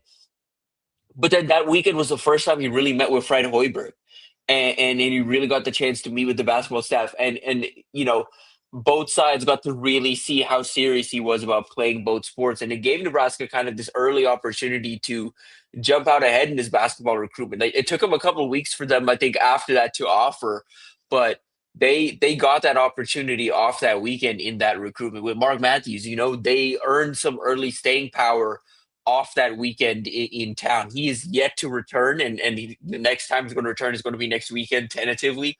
And Nebraska is going to have an opportunity again to make a big jump up his list, but you don't get the second visit without that first visit. And then, we talk about Corey Hadley. That's another guy that I like where Nebraska stands in that recruitment. They're really well positioned. I have a prediction in for him. He's a big, rangy safety. Juju Johnson, he's going to be back on campus for the spring game, a 4-star safety or 4-star DB who can play a few different positions. I mean, if you're looking at a guy who could potentially play nickel down the line of this defense, Johnson's certainly a target. Nebraska's battling head-to-head with Oklahoma in that recruitment. Again, that's a recruitment with both Juju Johnson and Jalen Hill, 2 4-star cornerbacks on the West Coast. Nebraska really ramped up efforts in the weeks leading up to the Huddle Futures Forum last week because they realized they were going to get a shot at those 2 guys. That first weekend went so well, those 2 kept returning, and now they are arguably the leader for Jalen Hill, and they're running no worse than second for Juju Johnson. And it really is kind of just because of the Huddle Futures Forum. So that's an example of what this event can do for Nebraska down the line. Tim, what are you noticing in terms of difference from last year? Obviously, they didn't have the spring game last year. They're going back to it this year. I guess both strategically on Nebraska's part, and then from just an interest level on recruits' part, from when you had sort of the fan event versus an actual spring game again this year. I mean, there's definitely a desire to be in town. I don't necessarily know if it's because solely because it's a spring game. I just think part of it is you have a little more momentum here in 27 because the leader of your class is a guy in Trey Taylor that a lot of guys here in the 27 class are excited about playing with. I also think this staff has done a good job of, creating some excitement, this new staff in general. I mean, the offensive line guys, they're all really excited about getting back to Nebraska. And it's guys that, it's really anybody. I mean, I've talked to offensive line targets that are committed elsewhere that you would think their recruitment's pretty shut down, but they're still talking to Coach Jeep, and they're looking forward to getting down to Nebraska. It's guys like Ismail Kamara, who's a monster offensive tackle out of Gilmer. Nebraska's quietly hanging around in that recruitment. I that's a guy that more like he's going to have his pick of where he wants to go. He's honestly might even have an opportunity to kind of pick his number, and his school will pick that number and give it to him. But at 6'6", 335 pounds, he's got plenty of options. But him and his family have really developed this strong feeling about Nebraska because of the early work or the work that Matt Rule did at Baylor. And the impact he made on the Gilmer staff way back in the day. They've just maintained a really strong feeling about Matt Rule in the program. And then Jeep Wade went down there in January and checked in with him, and they've maintained a relationship since then. And so that's a guy you don't even really think about it. You're like, when you think about Nebraska with the lead offensive lineman this cycle, you think about Albert Simeon and Kennedy Brown and Mark Matthews. But you don't really think about Ismail Kamara or Olu Olubobola, but Nebraska's quietly hanging around in boat recruitments, and I think Jeep Wade's got them in position to put together a pretty good class up front. So that's really, I think, where the focus has been this year, has been the offensive line, because I think that's going to be the biggest group, and one, I think it's the group where they have the most momentum right now. I think Addison Williams, the biggest difference between this year compared to last year is he's established now, had a year here, and getting top targets to campus pretty consistently. I mean, it's pretty remarkable, but he's at the point in this 27 class where I think he's going to have to start turning away DBs here in the next few weeks, because they have more guys that are interested in being at Nebraska than they have spots available at the position. So DB and offensive line has been where we've really seen them really have some juice early on this spring. Defensive line, quietly, I've been pleasantly surprised with the juice Corey Brown has. Yep. And I think it's been I kind of expected Roy Manning to have this early juice and then Corey Brown to pick up as he got his feet wet here in Nebraska. It's kind of been the opposite. I mean, it's really been Corey Brown having some of this early juice with the D-line guys. Manning is got some edge targets in, but it's been kind of varying success. And I still think you're waiting for that big splash. You had David Fuller run show this elite defensive lineman on campus, still kind of waiting for when they're going to get this elite edge in town. So still waiting on that, I think, over these next few weeks is waiting for edge recruiting to pick up. And then I just put it out in tidbits earlier today, but linebacker and tight end recruiting, I think, is in an interesting spot right now, just because the linebacker board's changed a bit. They've made some new offers as of late. I'm putting the Brian Windhorst, why would they do that? Why would they do that? Two new 27 linebacker offers, one to a linebacker that has 30 plus offers and is trending to Oregon. Points to they don't feel good about a target or targets elsewhere. And then at tight end, for a long time, it's really felt like Nebraska's wanted Ahmad Hudson and Cooper DeWilliger to be these two at the top of the class. You still have to fend off LSU for Ahmad Hudson, but I think where we're at this point in the spring, I think Nebraska's running like third for Terwilliger. I think they're behind Penn State for sure. They might be behind Notre Dame as things currently stand. The fact that considering they've hosted that guy on campus more than anyone else to this point, the fact that they're standing where they are at that recruitment, is just a little shocking. I'm not surprised. I think it makes some sense when you consider the effort Matt Campbell put into this recruitment and what Nebraska's really looking for and kind of the impact of what a Notre Dame offer could have had in this recruitment. It's not necessarily surprising if you connect all the dots in this recruitment, but considering the ties Nebraska has in this recruitment, it still is something where the fact that Nebraska is more than likely not going to end up with Terwilliger this cycle just is disappointing, I would say. Yeah, so I think you're alluding to, and I'm you can correct me. I know you're probably talking about Benton and Lockley Jr.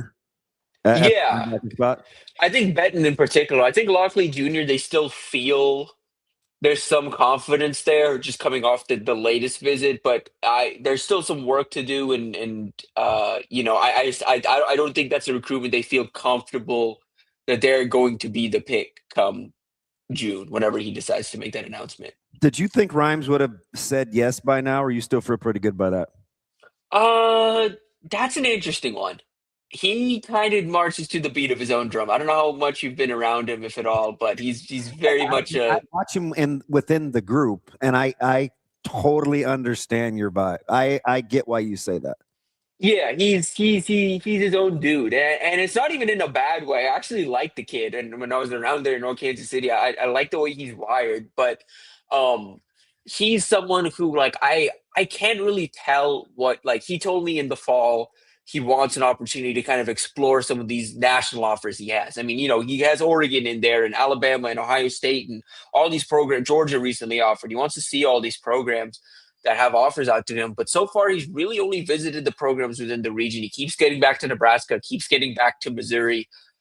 He's been out to Kansas State and Kansas and all of that. And that's just if he's going to make it out nationally, it's got to happen here soon. I just kind of get the sense, especially after this last Nebraska visit, asking people around there, checking in with people around him. I just kind of wonder if there's going to be a point with him, knowing how he feels about this.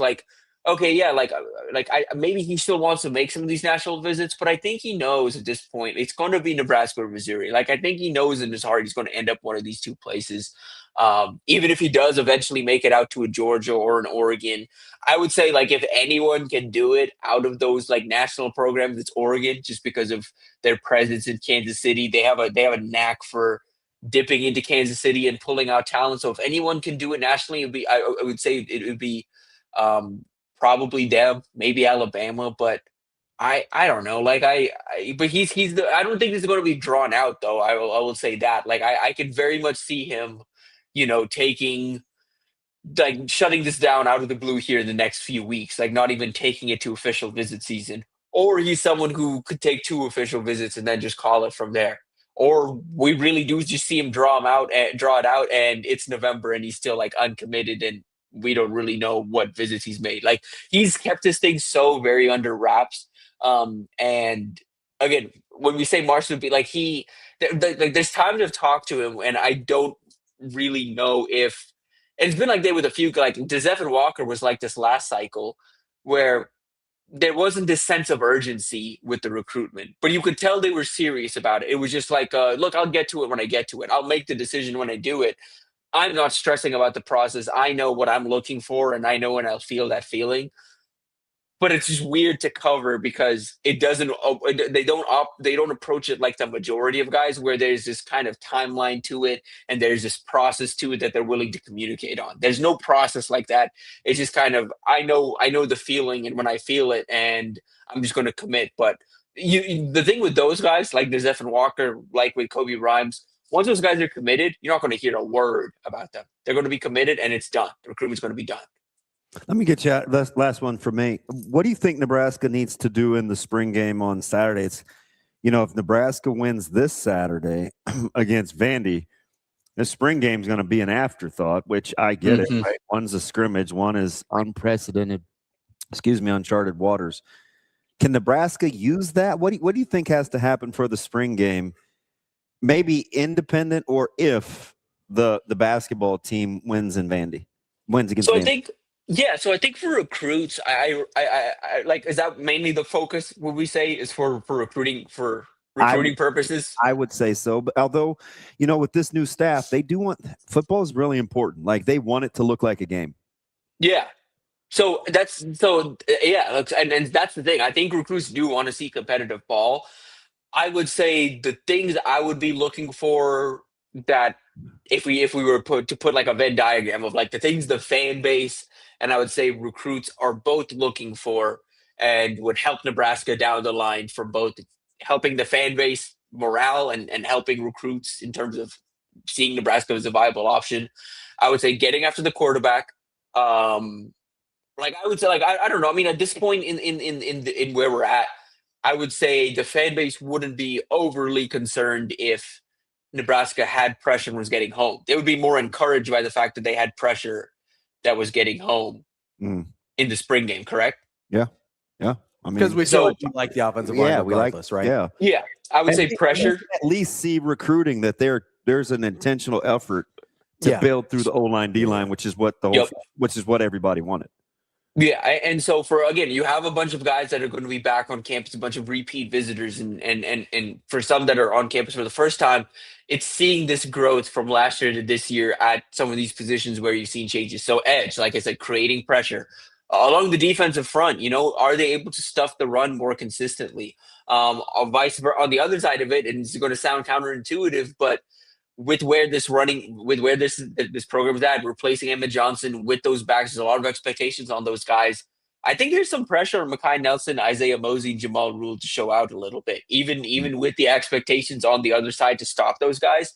I think there's some expectations for those guys to at least flash a little bit. No, I don't think anyone's asking for a 100-yard day from any of the backs, but some flash plays in the run game, in the pass game, whatever that looks like. I think all those guys will probably need to show that they can hold up in pass protection.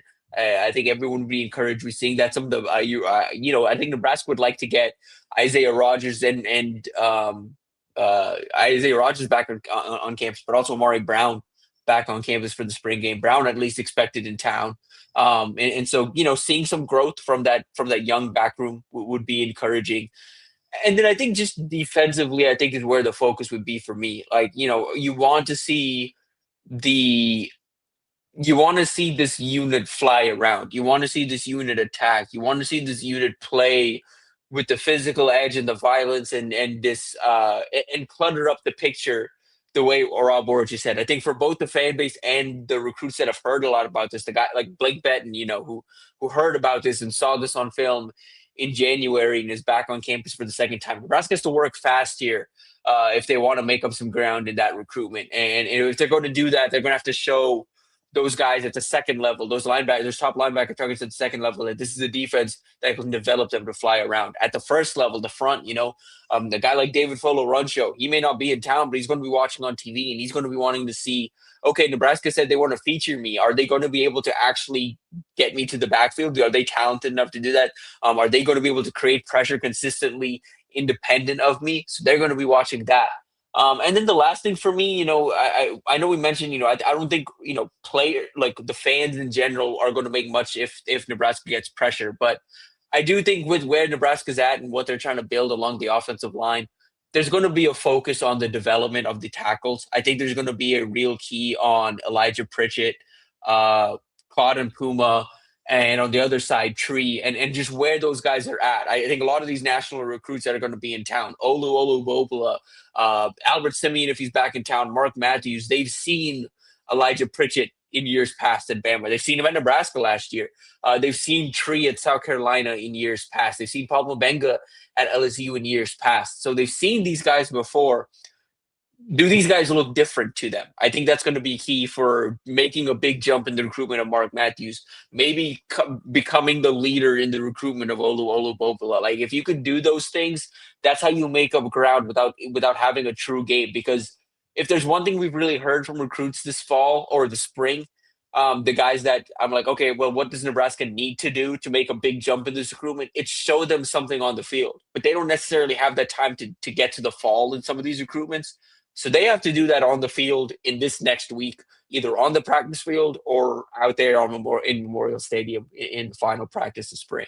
That's Tim Verghese from Inside Nebraska. Tim, appreciate the time as always. Appreciate you hanging in there with our technical difficulties. We'll talk to you next week. Thanks, Timmy. Yeah, of course. Appreciate you guys. See you next week. That is See you Tim next week. from inside Nebraska. We will take a quick break. Be right back. That's DBM Ravi Lulla here on Hurrdat Sports Live.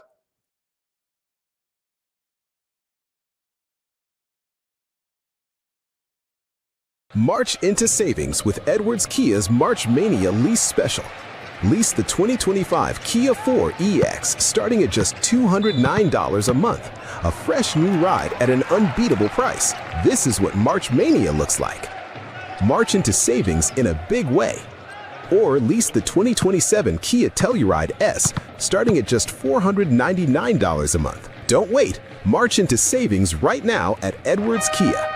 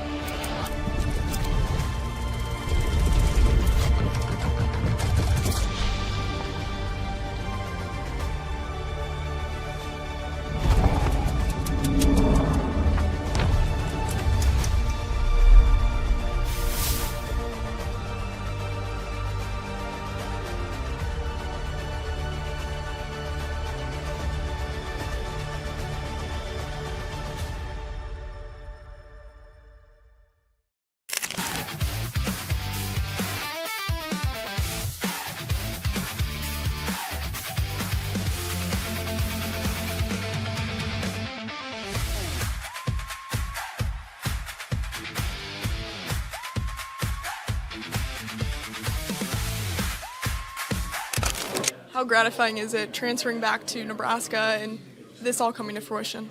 No doubt. I mean, this is the biggest reason why I wanted to come back. Me and Coach was talking, when I hit the portal, when I first got to campus, we was like, he was confident in this team that we built in this summer. And we kind of knew from the summer how we just gelled together. And I said, it's been a goal for us since the start. And it just feels amazing. And what do you think this team proved to the country?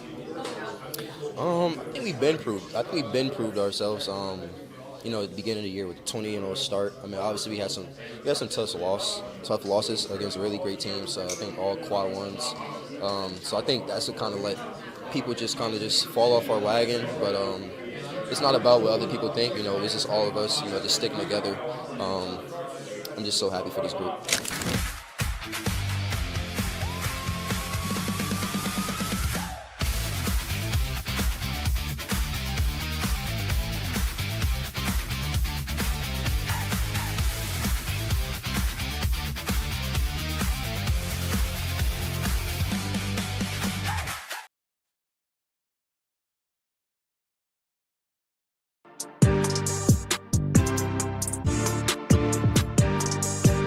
Welcome to Hurrdat Sports Live. Welcome back, Hurrdat Sports Live. That's Austin. I'm Ravi here at Hurrdat Sports HQ.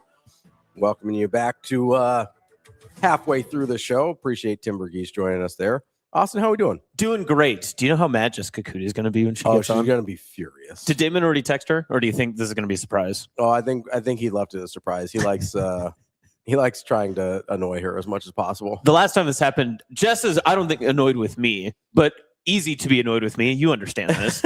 But I think she was annoyed at the situation because she wanted to obviously see her friend and person that she probably coordinated with to get on the show. I think she only coordinates with Shane. So as long as she gets to talk to Shane, I think she's okay. Bye, Shane. Ooh, big Shane. Yeah. Big Shane guy, Jess. Yeah. I would say in the Shane tiers, like Jess probably has Shane. Like, how do I say this? Do any of our guests like Shane more than Jess does? No. I don't know what you're talking about. Shane, would you agree? Yes. Wow, you've got to cut up for everything. He's just gonna talk to us in Jess verbal meme. Yes, he's verbal meming us right now. Oh, no look past Greasel to Casey. That's actually, so that's a great segue right there. Is all of the past Nebraska ball players that were celebrating the moment. That was really cool. I saw Sam tweeting. I saw a couple of other people getting out there. I saw Walter Pitchford be able to get an interview at the bar in Lincoln that unlocked the case of beer. That was really cool. Which also, notably, if you're not going to OKC, that was probably like one of the places to be where the free case of beer was. Oh, for sure. I mean, yeah, I think so. You always got to be there for the free case of beer. Oh, yeah. I mean, and especially if they're going to unlock it with chains. Yeah. That's electric. Yeah, you got to love the atmosphere. I mean, I would argue that Hurrdat Sports Bar and Grill was a great place to be yesterday. It was fantastic. It was good vibes. I ate way too much food. I had a lot. Yeah, what did I have? I had like half a pizza. Whoa. But it was chicken sandwich. Rico and I had like half a pizza. Nice. So I think I only had 2. How many dudes did he put down? Oh, I stopped counting when I got concerned for his health. That's so okay. After like 4. After 1, I would have been concerned for his health. I mean, listen, I have a little bit higher threshold for soda drinking than you do. But yeah, I think he got to like 4 refills. And I was like, I'm going to stop looking. I'm concerned here. This man has a wife and family. You know, I get worried about him. After his 3rd, was he like, "Can I crash at your place, Ravi? These dudes are getting to me." No, he started like glowing. He was like, he was iridescent. He just became like nuclear energy. He became the Baja Blast. 4, 6, 8, 12. That is how many dudes we saw. It was a lot. No, it was fun being over there yesterday. Getting the kind of the crowd and the patrons into it. It was a basically, you were doing laps. I was, we were talking to people, me and Kenny and Rico were talking to some of the people in there. I'll be honest, I enjoyed the high five lap after the win. That was fun for me. I had a good time. Did you feel like you're part of the team? No, I just felt like that was one of those games where I feel like you wanted to be with other people to experience. Oh, yes, 100%. Like there's definitely those games. Especially when it's a team, because I don't know, we all root for teams that aren't from here. Like you're a Panthers fan, I'm a 49ers fan, I'm a big Red Sox fan. Especially when it's the team from here, it's just way more fun to experience that with other people, right? Like some of my favorite sports memory moments are watching games by myself because it's, Red Sox winning the World Series for the first time, or Steph hitting the double bang shot in OKC, or like things like that, where it's just, I'm not with anybody. I'm just at my house watching TV by myself. And I still enjoy those experiences, but there is something about, like, I remember watching, this is a super random one, but I remember watching in 2008. So way back in the day before half of the sports team was born. Wow. Almost.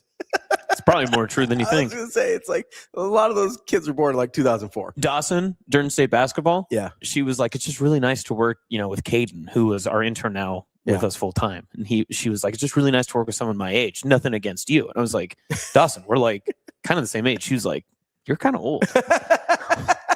And that was the first time it's hit me. Like, I've been doing it to you for so long that now, and I'm the bridge character, right? Like, you and Rico are in the middle. You and Rico's much older than me. He's like 4 years older than you. Oh, much older than me. According to Dawson. He also has children. Yeah, 3 children. Yeah. But I would say his maturity is on the same page, though. You guys are very, like, spiritually the same age. Spiritually, correct. Yes. That's exactly how I would phrase it. Yeah, exactly. But, like, I'm in, like, it's like 2008, and I'm watching, this is, like, the most random community watching experience I think I've ever had. But Michael Phelps is going for the record gold medals in that Olympics. And he has the relay where I believe it's Jason Lezak. They're in the relay against the French, and they're getting killed. And Lezak closes an incredible amount of distance in the last 50 meters to catch the French. He does like a little half stroke and touches the wall. It's literally by 0.01 seconds that they win the thing. And everyone in this, I think I was at a Buffalo Wild Wings. Everybody in Buffalo Wild Wings was just like glued to swimming on TV. Hell yeah. And everybody erupted simultaneously. Like, it was an incredible, like, communal watching experience. And so, like, there's some of those things where I do think like, it would have been really cool to watch the Team USA hockey in a place like that. Oh, you're talking like, okay. Like, I gotcha. Yeah. So when there's like a bunch of people, and it was really cool to watch Nebraska yesterday in a place like that. I would have loved to watch the Royals World Series win. That would have been a Yes. very good one. So I too. was with people for that, but I was at somebody's house. There was like 5 of us. I remember watching the Cubs win their World Series, and it was in a dorm room at UNK. But that was one of the first full baseball games I'd watched on television, and just watching that with just, like in your life. Yeah, really. Yeah. Well, baseball wasn't like a big. I mean, we had the Rockies. I know, but like just Western, on accident. Yeah. Like you had just like on accident watched a full baseball game on TV. I was in high school. I was busy doing other stuff. You know what I mean? You know, busy doing 308 stuff. But no, seriously, like I picked fair up enough, on, yeah. like the Cubs stuff, and you had 8 other guys like in a small dorm room. Don't talk to any of those people anymore. But Yeah. just like that moment, you were like, we're literally witnessing history right now. Yeah. That was so cool. It was such a cool environment. Yeah, so that was definitely one yesterday where you wanted to be with people, you wanted to be around people, kind of rooting for the same thing as you in that instance, and it was a really cool thing to be wherever you were, whether you're in OKC or down in Lincoln or at Hurrdat with us. It was a very cool experience to go through.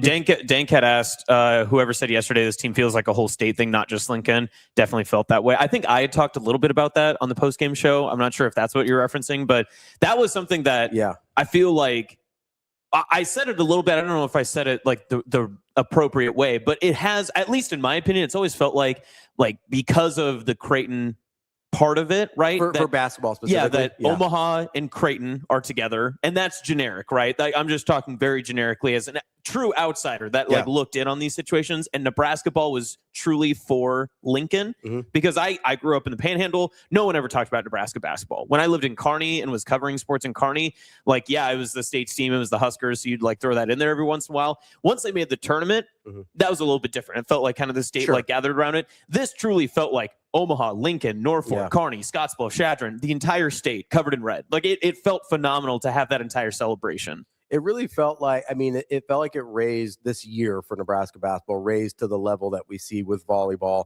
and that we see with football on a regular basis, where there is a sort of general adoption of the team from a statewide presence, which I think you're right. I mean, obviously you would have a better sense than I do, but it did really seem like it wasn't something that kind of permeated the entire state for most of the last at least couple decades. But you get the Omaha side of it. I mean, you understand. I feel like Omaha has like kind of turned not away from Nebraska ball over the years because of Creighton's success, but they definitely are looking in on it now. It's easier to ignore. Yeah. Like it has been, and I don't mean that in a bad way. I'm sure it sounds bad, but when you have another Division I team that had been more successful, Nebraska basketball in Omaha became pretty easy to just not think about. Right. And in the last few years, especially, honestly, and this is part of the reason, I thought, and shout out to the Keisei Tominaga jersey that Rico brought in. This is part of the reason I thought like he deserved inclusion on the all-time starting 5 list that I made, was because I feel like Keisei really started to shift that the year that they made the tournament with him and Rink and Jamarcus the first time around. I thought that was sort of the shift where Nebraska became not only nationally relevant with the Keisei Tominaga stuff, but also more relevant to everybody in the state in a sense that hadn't always been true, right? It probably was more so in the 90s. I was too young to remember like 91, 92, 93. I remember the NIT team that won the NIT title. That's kind of the first Nebraska basketball team I remember. But so I can't really speak to, and I was young, so I can't really speak to what the overall state presence was like then, but and Nebraska and Creighton wasn't as good at that time either. So it may have been a much more prevalent Nebraska basketball kind of state there. But it does feel like in the last 3 years, even with, and I know people kind of poked fun at it last year, myself included, because I thought it was funny. Like even with the crown thing last year, like winning a tournament is cool. Like it matters whether it's not that many teams end their season on a win. I mean, seriously, as dumb as that saying is, it's very true. It's especially on a win when you actually played postseason basketball, right? Yeah. Like there's some teams that like you could technically end on a win and not qualify for your conference tournament. That doesn't feel great, right? But to play in a conference tournament, to play in a postseason tournament and end your season on a win is a big deal. I even think, I'll go to the exemption tournaments around Thanksgiving. I think winning those is cool. Like if you go and win, there's some that are bigger than others, but like if you go and win Maui or Atlantis, or winning Maui was always a big deal. Yeah, like some of these bigger tournaments. Well, even Nebraska again when they won the Diamond Head or whatever it was. Yeah. I mean that was a big one even at the time before the crown, before all this. Yeah, and so I think winning tournaments is a big deal. So and last year especially, it just kind of, I thought it was really important to not have the last NCAA tournament appearance feel like a one-off. And I felt like the Crown Championship helped that a lot, where obviously no rink last year kind of threw a wrench into things. The team probably didn't look how Fred planned it to look or how he wanted it to look, but being able to still get to 20 wins, to play in the postseason, to win in the postseason, it felt like that continued the positive momentum of the program. I think when we look back, that sort of bridge year between NCAA appearances is going to be more important than we maybe give it credit for. Because I don't know, like, you lose in the first round of the Crown, is Price is interested? Yeah. You know, question. like, Yeah. I mean, good question. Yeah. Are obviously, I think he committed during the Crown run, if I remember I think right. so, Yeah. right? I know Jamarcus likes here. Does Jamarcus want to come? Like, Yeah, see, that's a big one too, right? yeah, because he's been important this and when year. you can see that the program's on an uptick, it's easier to convince someone, yes. right? Like, there's a lot of, we talked about this, and I know mostly by me, this has become, he who shall not be named, but like, there's a lot of that was a lot of the talk with Dylan Raiola when he committed, right? The talk was, he always kind of wanted to come here, but it was hard because they hadn't really got to the winning part yet. And he decided to come here anyway and then leave, and whatever happened, it doesn't really matter at this point. But like, it is harder if there's not positive momentum to say, yeah, I can see it happening there. Mm-hmm. Right. And I do think maybe more than we realized at the time, and more than we'll probably give it credit for later, I do think the way last year ended made it easier for people to say, oh, I can see it happening there. Yeah. Whether it's with the transfers, whether it's with some of the recruits they've got coming in, which they've got some quality guys, like I think Colin, it's Rice. I think his first name is Colin. Like, he's a really quality player that's coming in. We saw him play in some local tournaments here in high school, like really, really good player. I think it just makes it easier for people to say, yes, you can like a lot of the things around the program and what's happening, but if you win just a little bit more, it makes it way easier to say yes. And I think the Crown actually helped with that a lot. And then what about this alternate reality? And I'm not poo-pooing anything that happened yesterday or what the season has been so far, but what if Nebraska somehow last season does get into that NCAA tournament without the Big Ten tournament, right? That the end of the season, the regular season last year for Nebraska was not a great basketball team. No. I mean, they were losing games that they had no reason to lose. They were, playing in many different styles of games, and it was frustrating. And that was the conversation all of January, February, beginning of March when they lost to Iowa in the regular season finale, that this team probably shouldn't be in an NCAA tournament, but they were always on the bubble of it. Yeah. They lose first round in that game. I don't think anything translates the way that it does this season. It's a lot different. Yeah. Especially the way they ended the season. Had they been able, because I mean, the talk was, you were talking about Big Ten tournament seeding, and all of a sudden you're talking about missing the Big Ten tournament. Let's say they had snuck into the Big Ten tournament. That probably gives them some viability on the bubble talk. Well, because that means that they beat Iowa in the regular season finale, right? So, like, you've got some viability still in the bubble talk. Let's say they sneak in. But one win against Iowa versus another loss in the Big Ten tournament and another loss in the NCAA tournament, I don't know how much that helps you. Right. Yeah. Right? The whole momentum completely changes because, like you had said, like, it was almost this tongue-in-cheek, like, oh, well, Nebraska, congrats on your crown. But now we can look back and almost affirmatively say the crown is the best thing that happened to Nebraska to lead into the success for this year. Yeah, and we used to do this with the NIT more, and we probably are more dismissive of the crown because it's newer and smaller and whatever, but we used to do this with the NIT a lot, where you'd look at teams and go, hey, if they finished, especially if they were young and had returners, which returners feel like a thing of the past, but not always, right? Well, for Nebraska, it's been a big deal. It has been, but like a lot of times we're like, oh yeah, returners, what are those? Exactly. But it used to be like, hey, this is a team that's got a lot of freshmen and sophomores. They made it to New York in the NIT to make it to the NIT Final Four. You look at them as like, oh, that's a team I'm looking at for next year. Whereas we didn't really do that with the crown for some reason, even though it's very similar principles when you're talking about who's coming back and who's not, and who Nebraska would have there. Now, obviously, there's parts of that equation that, you could make the argument that 3 of the 4 or so best players on the team in Price, Rinkmast, and Jamarcus Lawrence weren't playing in the crown last year, right? So that could go a long way to say, yeah, I don't really know about some of those things, but I do think learning to win and learning to have a culture of winning for guys that were there, even guys like Mast, who was there but not playing, or Frager, who was there but not playing, but guys like Cale Jacobson and Sam Hoiberg, who started seeing his minutes ramp up. I mean, maybe that's the most important thing that we saw at the end of last year, is giving Sam Hoiberg the confidence to be the guy we saw this year. Yeah. All right, we're going to talk a little bit more Nebraska basketball with Mike Sautter coming up next. He is in Oklahoma City, the site of the, well, not the crime, I guess the coronation. Not yet. You're just doing too much Crown right now. A lot of Crown stuff right now. You think he had maybe some Crown yesterday? I don't know. He was working. I don't know if Mike, after he clocked out, had any beverages or not. We can ask him if he we can ask. If he had any soda pops last night. No, he stopped drinking sodas. Lemonades. He's on lemonades. Lemonades, now, yeah, sugar-free lemonades too. We'll talk to Mike Sautter from Hurrdat Sports coming up next. March into savings at Edwards Chevrolet. Lease the 2026 Chevrolet Silverado RST starting at just $489 a month with 0 down and first payment due at signing. This is what March savings looks like. Or lease the 2026 Chevrolet Trailblazer LS starting at just $289 a month with 0 down and first payment due at signing. Get to Edwards Chevrolet today. Together, let's drive.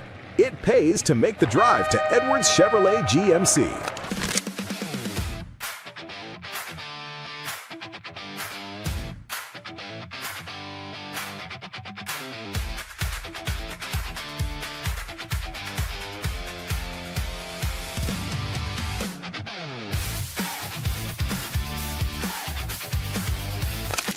You know, I'm kind of surprised. I'm just kind of numb.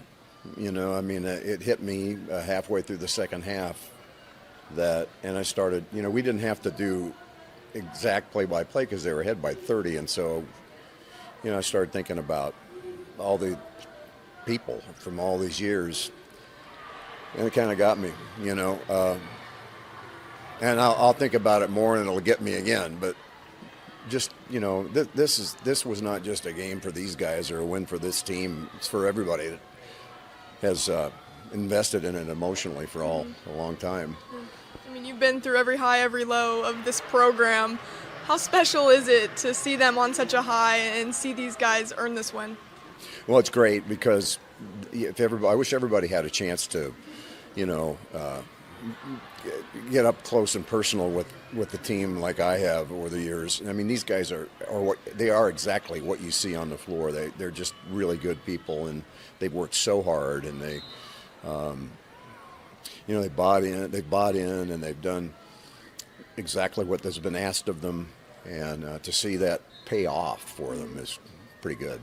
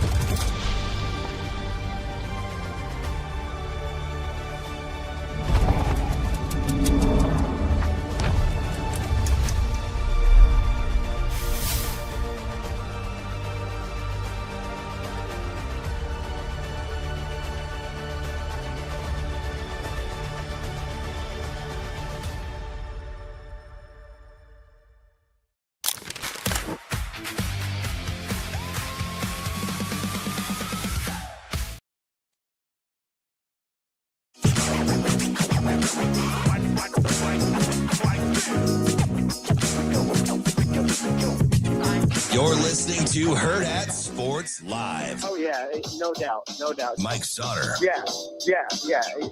Mike Sautter. Oh, man, you're going to put me on the spot. Mike Sautter. Welcome back, Hurrdat Sports Live, presented by Next Gen Male Medical. That's Austin. I'm Ravi here at Hurrdat Sports HQ. We are joined now by Mike Sautter from Hurrdat Sports and NEB Preps. Mike, how we doing? Hey, can you hear me all right? Yeah. Can hear you great. Okay, because I got these new earbud things, and I just want to make sure. I was gonna say, are your ears a little blown out from yesterday's performance? It was loud. It was so loud in there. It was. Let's see. like Purdue 2 years ago, Wisconsin 2 years ago, yesterday for me. No sit Sunday, I guess, if you go back that far. So yeah, it was really loud. It was an experience, I'll tell you that. It's pretty fun. What's the vibe been like outside of the stadium? I mean, you know, we hear about all the Nebraska fans down there. Did you get to see after the win at all? I mean, I know you had a lot of post-game responsibilities, but like just out on the streets at all, what it was like for Nebraska fans? Yeah, I didn't get out. I didn't get outside until I think it was like 7:30, 7:45. So like 7, whatever. So no, I didn't get to see it, but there were still people walking around and hanging out. I cannot imagine like the 7:45 tip-off tomorrow. Yeah. Holy crap. Like, Yeah. Mike, I had heard that there was some concern from Husker fans that they didn't realize the Oklahoma liquor laws did not allow them to start drinking until I think it was like 10. And so they got a little bit worried about how much pre-gaming they could do before the game even started.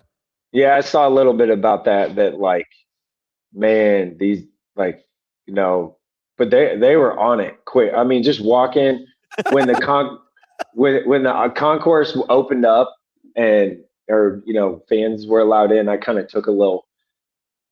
went up and took a little walk, and I was like, oh my God, like people just beers in hand already. The line at one of like the bars, like there was an actual bar where you could get drinks, was hundreds deep.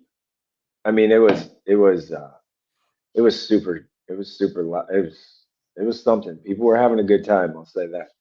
So as you're watching that game, obviously, Troy hung in there for the first, 5-10 minutes of that thing. You've got, 20% 3-point shooter Victor Valdez hitting a couple early threes, and you're like, that was crazy, by the way. That guy, dude, he's a 22.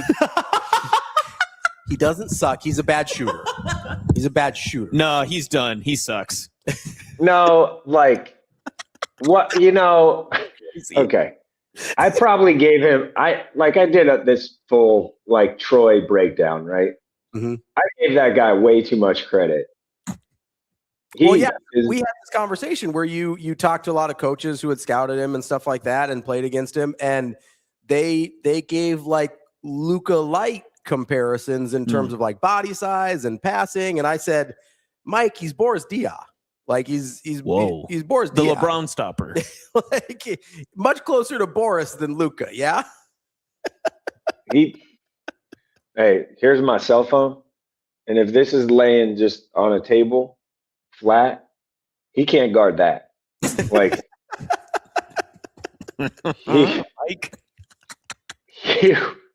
he was not good. He hit a couple threes that were like, what the like how? Yeah. Like that's crazy. Right. Yeah. Yeah, like he hit a couple shots, but that dude can't guard a headstone that's been sitting in the ground for 100 years. The body's dead. Rigor mortis is set. There's nothing he can do. Like the slowest feet I've ever seen. I mean, it was it wasn't even Olay defense, right? Like Olay defense is something that is like, you're trying, but you just kind of let someone go by you. This was standstill defense. Like his feet are really slow. All right. This was like peak Harden bad defense montage defense. Jeez. Pretty bad. Right. So, Mike, on the Nebraska side of it, so we can stop putting more dirt on the Valdez grave. When Price Sanford started to get going, obviously on the TV copy, you could probably tell in the arena right away that things were obviously noticeably getting more picked up for Nebraska. Did you notice anything different with how the team was reacting when Price got hot? Because once he started to take those threes and they were going down, it felt like obviously the arena recognized what his takeover looked like for Nebraska's success through the rest of that game. But did you notice anything maybe from the Huskers' perspective that they're like, okay, all is well, all is good, Price has got this? No, I think they kind of, I mean, I want to say I think they felt extremely confident going into the game. You could just kind of feel it. And obviously the seed lines and stuff like that, like it wasn't Texas A&M 2 years ago. Now that's probably tomorrow. So at no point were you nervous that they might lose? Their body language was great the whole game. Price's threes, like, it energized the crowd even more. I'll say that. But the team, they just kind of kept level, kept doing what they were doing. There wasn't like a extra like get juice from that. I mean, yeah, it gave them confidence, more confidence, I guess. But no, I don't think there was like it didn't feel like the body language really changed or wasn't affected really at all. Mike, as you mentioned Vandy and that matchup tomorrow, so let's kind of start rolling ahead to that one. I don't know how much more there is to analyze about the Troy game. They beat them by 30. Yeah. It played Victor out. Valdez sucked. You know, all the good stuff. I will say I do like Thomas Dowd though. That guy plays hard, really hard. Yeah, Bearcay did a really good job on him. He did. Like Bearcay didn't like stat sheet it. You know, he didn't like score double figures, average double or anything like that. But in the middle of the game, I was sitting next to Austin Orman, I believe, and I was like, Bearcay's playing his. I believe the exact words were Bearcay's playing his nuts off, and like he was, and then he got hit in the nuts, and so he almost lost him. So well, then he did play with his nuts off. So yeah, Vandy, really good team. The weird thing about Vandy is like the parallels to Nebraska, like never won. Yeah, that and the history part, like never won. You know, won at a high level in March, or is like always like pick the 10th, finish 10th or below in the league, and those sort of things. Like the parallels are very much so kind of similar. And even this year, how their season started was, winning hot, win streak, big long winning streak, hit some bumps in the road, and then it, then kind of won. Obviously, they beat Florida by 17 in the SEC semifinals. So pretty good team. They're not huge. That's why I brought up. I brought up Texas A&M from 2 years ago. Like A&M wasn't like overly, didn't have 3 7-footers or anything, like not like Michigan or anything like that. But they're athletic and they're good and they're really well coached. So it's going to be pretty interesting. Okay, Tyler Tanner is really good. Like their point guard, their sophomore point guard. I will say this though, I watched obviously the McNeese game. I made it a point to kind of go back out and watch that. Or McNeese, sorry. McNeese probably could have guarded him, actually tried to guard him. And that would have maybe helped a little bit. But he's really good. He can really shoot it. He's a smooth operator. I think it's going to be a pretty strong challenge for probably Jamarcus. We'll guard him. And I'm guessing that Sam will probably get the Duke Miles assignment. And Duke Miles is like a linebacker, like really put together and strong. So it's, I've just kind of started digging in on Vandy a little bit this morning, but he's got a really old man game and has a bunch of fakes and misdirections and, not a overwhelming athlete, but a really good player. So like Sam Hoiberg-ish, right? So it's one of those things. They're not, and their post players aren't huge. They're not like I said, 7 foot or whatever shot blocker guys. They're athletic, and they kind of roll out a lineup that's not, we're talking like 6'7", maybe 6'10", but that's rink is that too. So I do think it's gonna be a tough game. I think Vandy's pretty good, and they're gonna have to play a road game in a neutral site. But it is what it is. And I'm telling you, like, Tyler Tanner's really, really good. And if it wasn't for guys, I don't know, like Cam Boozer or Jefferson at Iowa State, Jeremy Fears, Yaxel Lindenberg, like he's in that All-American level of a player for this year. So that's something that's going to be it's going to be a challenge. So they're a really good team. Mike, as you kind of stay there in Oklahoma City, and you mentioned you watched Vanderbilt and McNeese State yesterday. Did I miss something? What's this McNeese? I don't know. I just am saying. That's how they were pronouncing it yesterday. In the I'm arena? like, yeah, it's like McNeese, and I'm like, okay, yeah. So I was like, I guess I got it wrong. So like, and they dropped the state part too. It's just McNeese. Just McNeese. Yeah. They got the big arch at McNeese. I'm not dropping the state. The state's important to me. Hit the drive-through. As you're watching this one, was there anything you noticed about Vanderbilt that you're like, oh, I actually think Nebraska, whether you think it is a game they win or not, you're like, I think Nebraska can actually take advantage of that? Because it's only a 2.5 point spread, so Vegas seems to think it's going to be close. Yeah, I do too. I think it's like a 50-50 shot, to be honest. So offensively, they're really good. They're really efficient. Obviously, have the 8th best offense in the country and 31st on defense.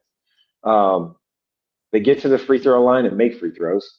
But the advantage maybe Nebraska has is Vandy defensively doesn't like, they're not super hand activity. They don't force like a lot of crazy passes or the one thing that drives me crazy is the non-steal turnovers. They don't force a lot of those. So that's, to Nebraska's advantage, because sometimes Nebraska has a tendency to do that, just kind of throw the ball away or dribble off your foot or stuff like that. And that, I guess, primarily the last 2 games has been Jerry Garcia. Hey, we don't need you to dribble. Like, you just grab the rebound and find the outlet. Catch the ball though. Yeah, catch it and just kind of shoot from the corner. Because I don't mind him taking a corner 3, obviously. I do. But he's made a couple like big shots in the corner. Yeah, so I think there's an advantage there with like the turnover stuff that Nebraska does. Their hand activity yesterday was really, really, really good. Before I lost track or before the game got way away from it, I believe I had at the under 16, so first 4 minutes into the second half, I think I had them at 17 deflections that I was just trying to track on my own. And Nebraska being that. So I think that's something that can play to their advantage. I mean, Vanderbilt doesn't turn it over really at all on offense. So 14th in the country on offense, 13.5% turnover rate. It's 14th best in the country. That's pretty dang good. But again, they don't turn it over. They don't turn you over that much. They just, I think, try and outscore you, which they have done. It's kind of like the whole strength on strength. Nebraska's strength is their defense, and Vandy's strength is their offense. And I mean, Vandy's had games. I'm just looking at it now where 80 points, 90 points, 84. Like they're in the 80s, right? Consistently. So yeah, it'll be tough. Like they scored 91 against Florida. That's a lot. Yeah. for a pretty good Florida. I asked Ravi this yesterday during our Hail Varsity post game when we were kind of just previewing, looking ahead to whoever Nebraska was going to face. Obviously, now it is Vanderbilt after they took down McNeese. But how difficult is it from the Vanderbilt perspective to prepare for Nebraska's defense, especially in this short time window? Like, obviously you get the film, you probably watched a little bit of the game. I mean, obviously those coaches stay up late. They've got GAs cutting up all the things that they can do. What does that look like for Vanderbilt today, preparing for what gives them a little bit of extra time with such a late tip tomorrow? Well, it's hard with Nebraska's offense is really, really hard to prepare for in a day, basically. With just their cutting action and all the movement and different things that they can do. Same thing on defense. The defense is pretty hard to prepare for too, but that's the biggest piece. That's what, I guess a couple of weeks ago, I feel like it was like a year ago at this point, but that's something that people, I forget which coach said it, but that makes Nebraska extremely hard to prepare for is, especially on a short notice, is just the multitude of things that they do, the multiplicity of their offense. Because you have like Jamarcus Lawrence yesterday, it was great to see him knock down some threes and like get his shot back a little bit after a minor slump. But Price, just what they do with him, moving on off all the curls and screens, and even you got to prepare for even him catching in the post like he did against Iowa the first time or the second time around. Like you just have to prepare for all of that in the inside out game that they actually really did a great job of yesterday. And I wish Nebraska would have done more of it, was because Rink's such a good ball handler and passer. They did a good job of kind of kicking it back out, swinging it, making that extra pass. So there's a lot of extra pass stuff that they do. So I don't know. Vandy defensively could be in trouble. This game could be a lot of points, like in the 80s, something like that. I mean, I guess looks like 76, 75 people I've seen already this morning. So, which is still a lot of points in the NCAA tournament. But I do feel like this could be a little bit of a shootout.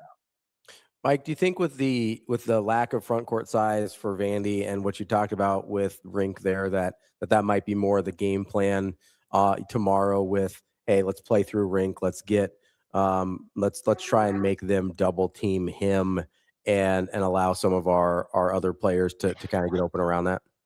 Yeah, similar to what they did yesterday, right? Like Rink was the sort of initiator of the offense. They got the ball inside a lot, and they wanted to get him touches. I think they'll do a lot of that tomorrow. Not sure you want Berke, doing that, getting people on his hip and stuff like that. But Rink for sure, you want to do that with. And then it'll be Frager. Yes, like he was 1 of 9 from 3. But his effort and energy defensively, he was pretty locked in, which is really good because you need that extra piece. And after he made that breakaway pick 6 dunk, I knew when he touches it, he's shooting it from now on. Like it just is. And he hit a corner 3, which is good. So gives him a little bit of confidence there to see the ball go in. But he's going to be a pretty vital piece tomorrow, I think, in this game. Just everyone defensively is going to have to be, as Fred likes to say, on point. Mike, what would you like Braden Frager's offensive, I guess, shot selection, decision-making to look like? Wow. Catch and shoot. So Braden Frager, I've probably seen, I'm going to guess 100 times in his life play basketball in a game, whether it be AAU game, high school game, obviously with Nebraska this year. He loves to go left. Like, I don't even think he can go right, to be honest. Straight line driver left. And because he's lefty shooter and athletic, he's got to get a little bit more. One thing he absolutely needs to improve on is handling the ball in traffic. When I say even handling, like even trying to, when he picks up a dribble and he's kind of getting guarded, maybe a little bit of a double comes hard on him, getting it out quicker, making better decisions with the ball instead of trying to dribble through 2 guys and get to the rim because he's a straight line driver, like get to the rim guy. Like, how often do you see Braden Frager just pull up and shoot like a midi when he gets stopped? It doesn't happen. So those are a couple of things, right? Obviously, he's got to be able to shoot it from three a little better than he has in the last couple of games, but offensively, he's got it. He's those are the things I think his game can absolutely improve on, and just moving his feet better laterally, right? Like he's the lateral feet movement thing is something he can improve on as well. Mike, you talked about the confidence coming into the tournament and the team just exuding it as they were on the floor, for practices, whatever the case was. You've been around this team all year. Can they replicate that amount of confidence after following the win with the day off and getting ready for Saturday night? Yeah, I think so. I think that this team is just overly mature. I will say even so after the press conference was the open locker room stuff, I went in there and just you could already tell that, like, yes, they had the celebrate, the relief of winning that game. That was the ultimate goal this whole year was winning one NCAA tournament game. I don't care. Like, one of the bad things about winning the 20 games in a row and winning 27 games this year was the fan base and people's expectations ratcheted up to like, oh, we could be in Final Four or Sweet 16 or Elite Eight or whatever. It's like, hey, one game at a time, one step at a time. Just win the one game. Just get that out of the way. And now, like, it's not a house money thing because this team expects to win every game they play. And they should. They've proven that they can hang with basically every team in the Big Ten. And I don't know about you, but I think the Big Ten is a pretty good league. It's one of those things where, like, one game at a time, one step at a time, one thing at a time. That's what Hoiberg has talked about all season. That's what the players have talked about all season. That's exactly what's happening right now. I'm talking like 30 minutes after the game, you could already kind of feel them sort of like moving on a little bit. Like, okay, like that was fun. It was great. It was awesome. It was fun. But I think they've already kind of shifted the focus and did it fairly quickly. There you go. That's Mike Sautter, live, boots on the ground in Oklahoma City. Hey, can you tell JSP to quit making coffee or dishes or whatever he's doing back there? I think he's making he bought like the most golden eggs you've ever seen. They were like $6. So hopefully organic, golden egg, grass-fed, organic stuff. So he's just making some breakfast, I think, in the kitchen, which is right around the corner. So I don't know what Anna's doing. I have no idea. So, she's posting. That's what she's doing. She's on social. Yeah, she's working. Hey, third time. Okay, the Brahms story. This is funny. We're driving down here, and I go, God. So I grew up in Tulsa, so I'm very familiar with Oklahoma staples. And I go, guys, we got to get Brahms. Like, Brahms is like thing. And then she was like, well, Austin says it's overrated. And I'm like, well, Austin doesn't know like that it's actually very good. You don't think this boy travels? Austin's not overrated. Austin's not overrated. God dang it, you're gonna cut that out. Dang it. Bang, bang, bang. Thank you so much, tired Mike. Give me Damn it. Ears. Damn it. So anyway, Brahms is not overrated, first of all. So we went to Brahms the other day. And the cool thing about Brahms is if you get the Oreo, whatever they call it, shake or whatever it's called, they like it's actual real chunks of Oreo, like the cookie. You can see it. And same thing with like everything else. Anna got a Reese's one. I got the Oreo one. And I'm like, took a couple bites. Anna took one bite. After her first bite of her ice cream that she got, she goes, "Oh wow, this is really good." And I'm like, "Yeah, I told you it is." So, and then I think John got a malt, and he was said it was fine. That's very John. I love that. And I was like, fine is like McDonald's ice cream, and then like good is like Runza, and then Dairy Queen's maybe the next level, and Brahms is like here. So Fair. yeah, There you go. so we're gonna we got to go to Brahms again at some point. Mike Sauter's ice cream rankings. That's right. You'll Mike, get you that having any here. crown tonight? Having any what? Any crown? Crown. What?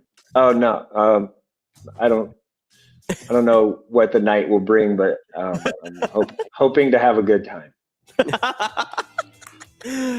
Mike, enjoy your day/evening kind of off as you wait for Nebraska to play tomorrow. We will, I'm sure, check back in with you from Oklahoma City and be following along with your coverage. We appreciate it. Yeah, 7:45 p.m. Oh man, this Long place day. is gonna Long day tomorrow.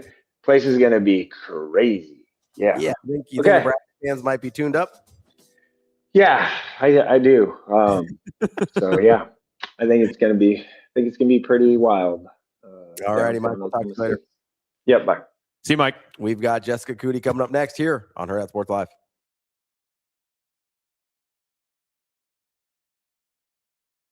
March into savings at Edwards Nissan. Lease the 2026 Nissan Rogue Platinum starting at just $339 a month. A premium ride at an unbeatable price. Drive away with more this spring. Or save $2,650 on the 2026 Nissan Pathfinder. Plus, finance at just 2.9% for 72 months. Don't wait. March into savings right now at Edwards Nissan. It pays to make the drive to Edwards Nissan.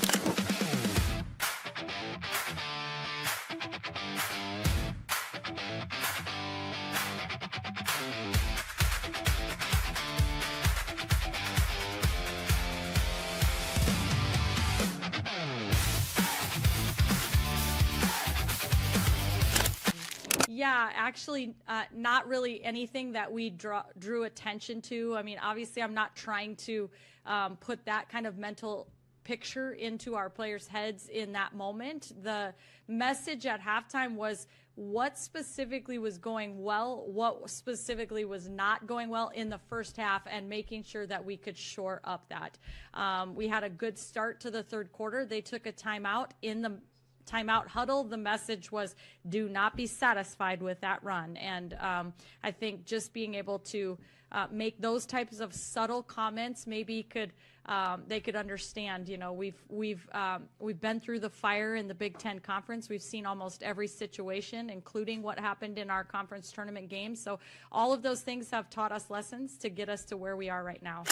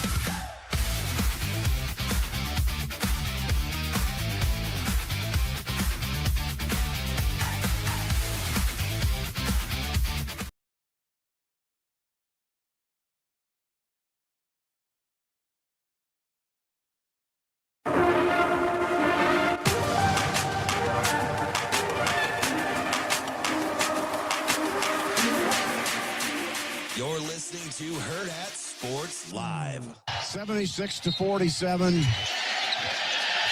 This place is going to erupt. It's going to absolutely erupt. And here they dribble it out. 3 seconds, 2 seconds, 1 second left to go. And there's the horn. There's the game. Nebraska's first NCAA win in history in Oklahoma City over the Troy Trojans. It's all over. Welcome back, Hurrdat Sports Live. That's Austin. I'm Ravi here at Hurrdat Sports HQ. We are joined now by Jessica COODY from Husker Radio Network. And, as she often gets to talk to Austin instead of DB this morning. Jess, how you doing? That's all right. I get enough of DB. And the only thing that concerns me, I believe, like one of the last times I talked to you guys made me cry, the two of you. So it's the only concerning thing. Oh no! What did we do? What did we make you cry about? I am so sorry. No, it was when we were going through the process with Greg and filling Kyle's spot. Yeah, that's right. Yeah, that's all Yeah. right. Yeah, that's on us. We're just emotional folk. Well, let's stick with emotions then. You're in Oklahoma City, correct? Yes. Okay, so old stomping grounds. Kent Pavelka, just let it roll. Like, did you get a moment with him? Did you get to? Obviously, he's been doing all of the interviews. He's been talking about it, rightfully so. But have you gotten a chance to be able to kind of break down and celebrate with him just this entire past 24 hours? Well, I sat next to him during the game. Even better. Yeah, she was very prominent in the video of the clip that Shane just played. Nope. Oh, no, I was not. No, Just kidding. I was not. I'll win somebody else. No, I mean, obviously I'm in the video, so you could see me clearly sitting next to him. But yes, I couldn't actually hear because it was so dang loud in the arena. So I could only hear bits and pieces. But yeah, I mean, I spent a lot of time with Kent, and even I did a segment with him for Sports Nightly last night. But yeah, it's kind of crazy because I had a lot of people that we work with, and then even people around the arena. How's Kent? And even, leading up to the day, I asked him actually yesterday, the day before the game, are you nervous? And he said a little bit, but I think they knew that this was a game that they were going to win. I think they, again, Kent and Jeff are around a lot, and they very much respected Troy, but they had put themselves in a position that they got a high seed against a team that they should beat. And I know anything can happen in March Madness, and they very much respected Troy, but had Nebraska gone about their business, which they did, they should handle Troy. And I think both Jeff and Kent knew that. And so I think Kent was surprisingly calm all throughout the day. And then once I told this story last night, but there was a moment, he was emotional, but he stood up a couple of times when Frager had the dunk, and then there was a couple back-to-back threes when the lead stretched really in the second half that he got really Kent-like, but a timeout happened. Troy called a timeout, and it was after, I think, those two threes, and the crowd was going bonkers, and he just kind of sat back. And I could see the emotion in his eyes. And I think that was when he really took it in, more so than even at the end in the final call. But yeah, I had a chance to chat with him afterwards. And he said there's a lot of layers to it. Obviously, it was a long time coming. But I think it's been really fun for him. There was another cool moment, too, when we went to record the segment afterwards. We were walking down the tunnel, and there were a lot of Nebraska fans still in the arena. And people saw him and Saul stood up and gave him a standing ovation from, and then they were asking for his autograph. And so it took us like 15 minutes to even get back to go record the segment, but it was cool. Like from the bottom, from where the Husker fans were to the top, people were standing up and clapping. And I got a video of him just kind of like taking it all in. So no, it gives me chills just going back to that moment, but it's been really, really neat to kind of experience this kind of from watching next to him. And I feel like I've kind of had to be his bodyguard a little bit, or he needs a bodyguard. But people were asking me, hey, can you ask Ken if he can get a selfie? And hey, can we get Ken's autograph? And so it's been pretty fun. And a lot of the players have said it. A lot of the staff have said it, but there's nobody that deserves it more than Kent Pavelka. I'm glad he got to experience it, and hopefully they can keep the ride rolling as long as possible for him as well. A ring! So there's, it's interesting when you kind of tell all these stories about how people reacted and asked about Kent and talked to Kent. Like, what is it? You've been around him for a while now. Like, what is it that you think people resonate with so much about him and this team in general? Like, people have really sort of attached themselves to Kent in a way that you don't always see with broadcasters. Well, I think first of all, it goes back to, didn't you grow up listening to Kent? So I think there's there's lots of generations of Husker fans, right? And so, And it goes back to the glory days of when Husker football, and that's what Kent and I have even talked about, even off air. And he had brought up that this reminds me of when Husker football in the 90s and we were going to national title games and Husker fans would show up in droves. Like this, he's like, this is reminding me of that, being in Oklahoma City, and how Husker fans are here in Oklahoma City for this basketball team was what it was like with those football teams. And so I think probably it starts with like those generations of fans that have listened to him for so long, and back when the football teams were really good. And then again, and then I think you hear his passion, and he pours his heart and soul into it. And he I mean, you heard that call and everything. I mean, he lives and dies by every play, and he is invested in this. I mean, he's a fan, and I don't know if you always hear that with play-by-play guys, and especially, when you turn on the TV. And I think Nebraska fans were invested in it, right? I mean, they're invested, and so they want to hear somebody that I think resonates with how we feel. Yeah. And so I think that's why they relate to that. And then he's done it for so long, and he's so passionate about it. And then now I think this team is so special, and then he's connected to that. And how many viral moments has he had? So then this team is really cool. So that's what I mean, there was an 8-year-old asking for his autograph yesterday and said, "I love listening to you." And so that now there's a new generation that is listening to radio, that thinks radio is cool, And so I think that goes back to now we're able to sync up these cool moments and put it on social media. Well, unfortunately, not, because the NCAA is whatever. I mean, poo-pooing on our fun parade. And so we're not allowed to share any of the, due to violate or whatever restrictions and policies, we can't put any of our broadcasts on social. And so we can't sync up any of the NCAA tournament, but throughout the season, and we've been able to kind of bring it on a different platform. And so it introduces a new generation. And so now there's this next wave of Husker fans that have now been introduced to Kent in a different way. And so I think it just now, and Kent has been very, he said that this team he's got to have a good product. And so I think this team has now opened the door for,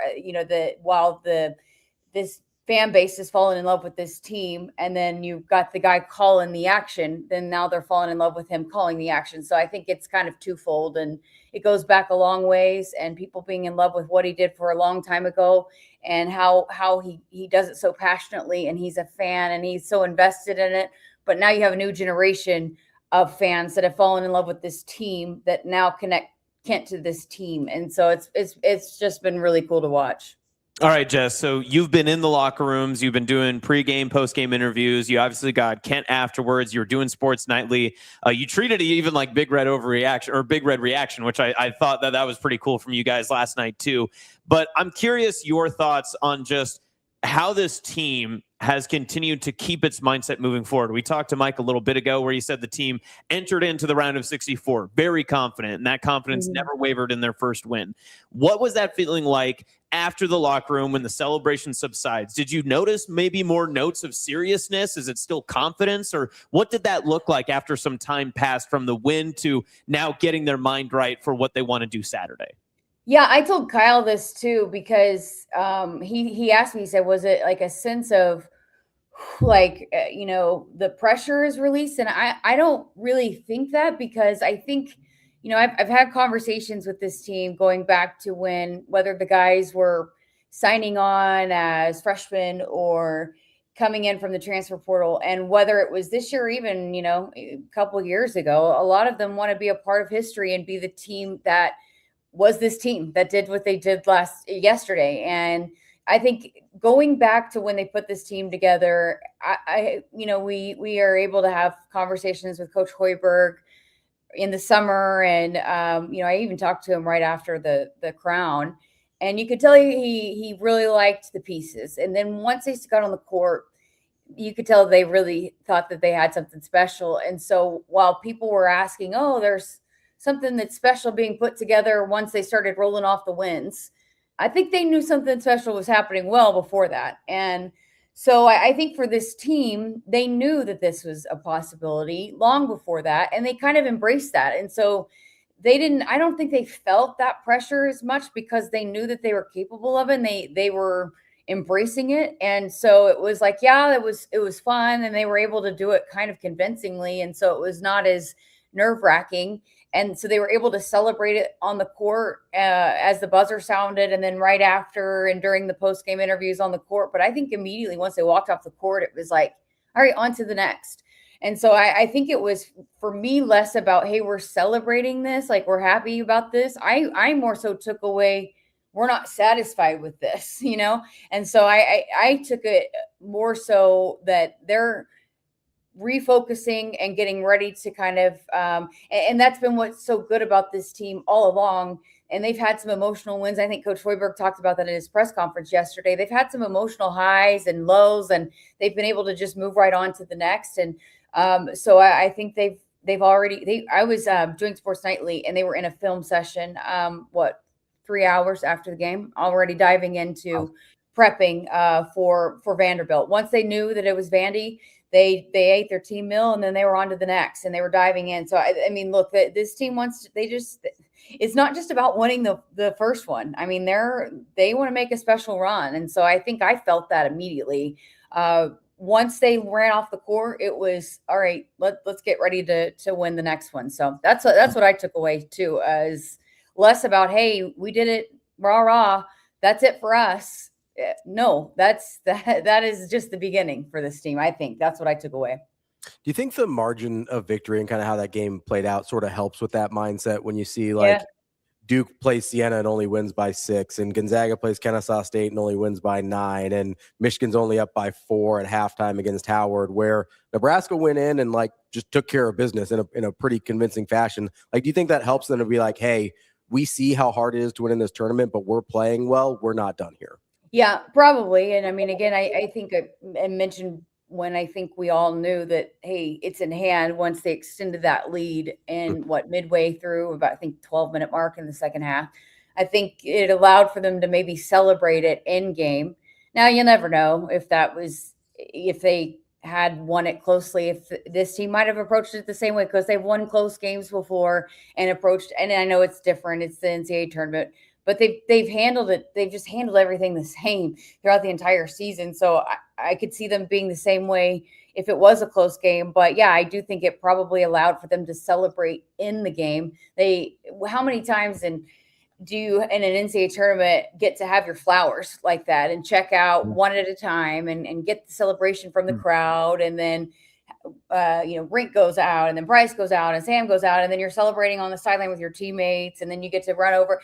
So I think it probably allowed for them to kind of celebrate that in the second half, and then it was on to the next. So yeah, probably played a part in that. But I also do think this team is mature enough and have been focused enough that probably even if it was a little bit closer, it probably would have been the same mindset as well. It just maybe been a little bit more of a celebration, but I think they would have had the same approach and mindset of wanting to move on and get ready to win the next one. You cool if I move on to women's basketball? Absolutely. Yeah. All right, perfect. Jess, as DB would always say, you're multi-talented, and we obviously would never pigeonhole you into one sport. It's hard not to because of the success of men's basketball, but I was curious because you were there for the bracket reveal for women's basketball, and that was a tense situation, I'm sure, especially with, the uncertainty of not knowing if you're in or not, but they allowed you into the home. You were able to do a couple of interviews there, and now you've seen what they've done against Richmond. They'll take on Baylor later today. What was that level of maybe even just personal stress for you as you're kind of watching this team mill about and get ready to learn what their postseason fate was? And then where's that confidence going into after they get that big win and now are into the round of 64? Well, I think they felt good after the tournament weekend, and everybody won that was supposed to win. There weren't very many bid stealers. And so they had, obviously you have conversations with folks that are on the selection committee, and their resume spoke for itself, and it was hard to deny what they had done. And even though they had slipped up, and that's what, Coach Williams had told me, she's like, we didn't love putting it into the hands of other people and not controlling our own destiny, but they felt pretty good going in that week, even leading up to Selection Sunday. Now, they were nervous when they lost the way that they did in the Big Ten tournament. But after that weekend unfolded and, having conversations within the athletic department, and Kyle and I had those conversations, we felt pretty confident that they were in. We've kind of had an inclination that they were going to be in that first four. And so kind of knew that was probably going to be the destination. And so, never gets old seeing the name pop up on the screen. So I think they knew that was going to be their fate. They kind of had a feeling that was going to be their fate. And it was kind of crazy. Again, I was waiting to do some interviews, and the coaches were they'd prepped a little bit, because you kind of know what it might be. And I've done this enough with enough teams in the NCAA tournament, even going back to Oklahoma, where they've prepped for 4 or 5 teams that they think that they might face. And so like coaches will divvy up 4 or 5 different teams and schools and start prepping on a scout. And so they had done that already, the women's basketball team. So they had already had some prep already on Richmond. And then they had pulled up the film, and the players were already watching film on that night. And then they had a quick turnaround because they had to leave. And their buses were pulling out when I was walking in there to do availability with men's basketball on Monday. So I think they had a really good week of practice and preparation. And this team, when they're clicking, they can roll with a lot of the best teams in the country. We've seen it, and they just have had a hard time closing out games. And so I think, I think there's probably Baylor watched that game on Wednesday night and said, oh, shoot, we don't want to play that team. I think that's their best performance of the season. I think they found a way to put it all together, and hopefully they can carry that over. Brett Prince was aggressive. Callan Hake looked like she was a senior playing for the last time, kind of trying to leave it all out on the court. I think Richmond was a good team that could score, and they knew that. And so you go into the locker room and think, here comes Richmond kind of putting on a run. And then Nebraska came out of the locker room and did what they have not been able to do these last few games, where teams have put on runs, and they closed the door on them. So I think they showed a lot of really positive things, and hopefully they can build off of that and carry that into the matchup here today. I think they match up well with Baylor. I think they have a very, very good chance of winning this game today and winning 2 in a row. Nebraska is a good basketball team when they put it all together. This women's basketball team is. And while they have had the losses here at the end of the season, that doesn't necessarily maybe show what they're capable of. I think when they're clicking and they're hitting threes, they are a very dangerous basketball team. And so if they're shooting it today, look out, Baylor. And I think hopefully they can, if Britt has the same approach and they are hitting shots again, I think they have a good shot to win this one again today. Well, Jess, Vegas would agree with you. Nebraska is a slight favorite today, despite being the lower seeded team in that 11-6 matchup. So your analysis would appear to be spot on, that this is basically a coin flip game, and the Nebraska's got every opportunity. And I tell you what, this might be going out on a limb here, but if they shoot 57% from the field again, I like their chances. Well, yeah, I mean, that's like, and that team is capable of shooting the ball like that. I mean, they've been that from the start. And I think Kyle and I, from the very beginning of the season, if they shoot the ball like that, they've got some good shooters. Logan Nisley is capable of shooting like that. Amaya Hargrove is capable of shooting like that.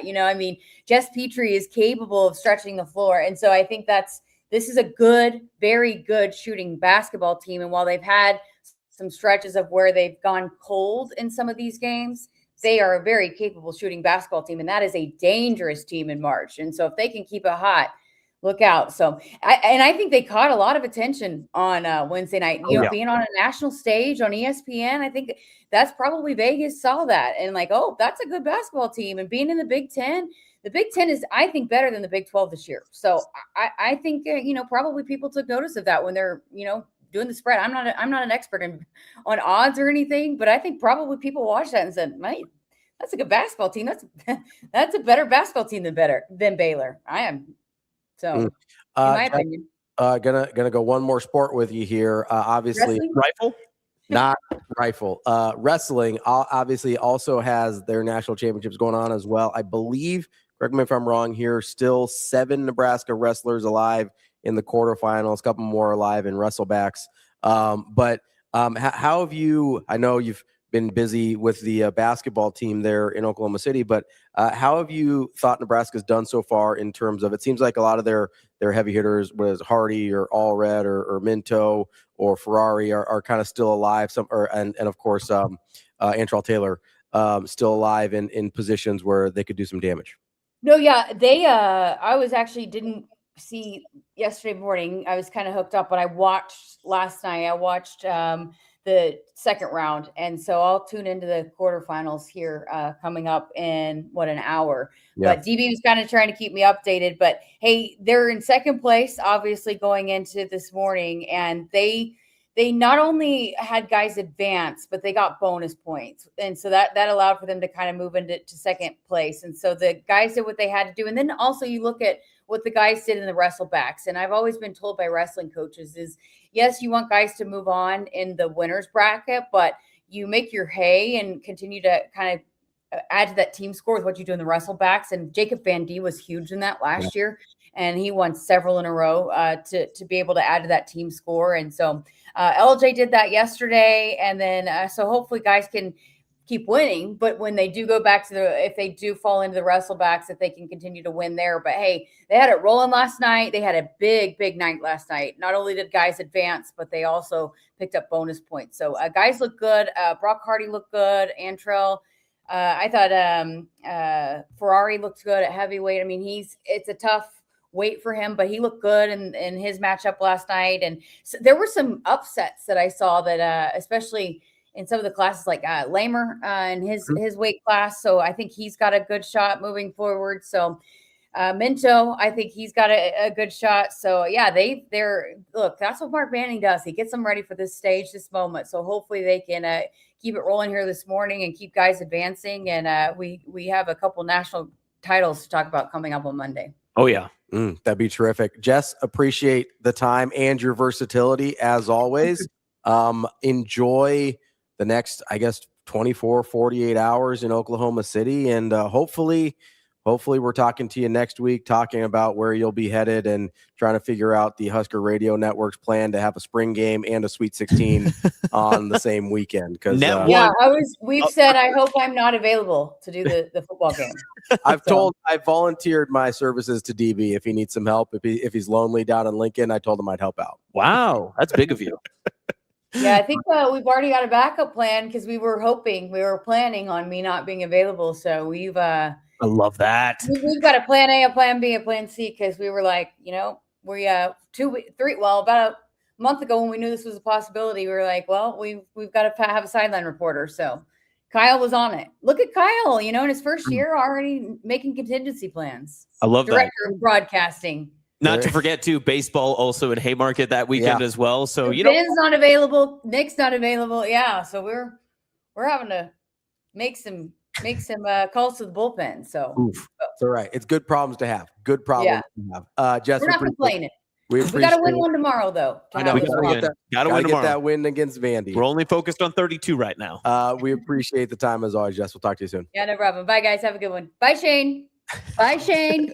Dang it. I thought she forgot it there for a second. She never forgets Shane. See you, Jess. Jess. Never forgets Shane. That was great stuff. That is Jessica COODY from the Husker Radio Network. Yeah, it's we're setting up for a potentially very, very busy one of the very, very busy weekend next weekend for Nebraska. Yeah, for sure.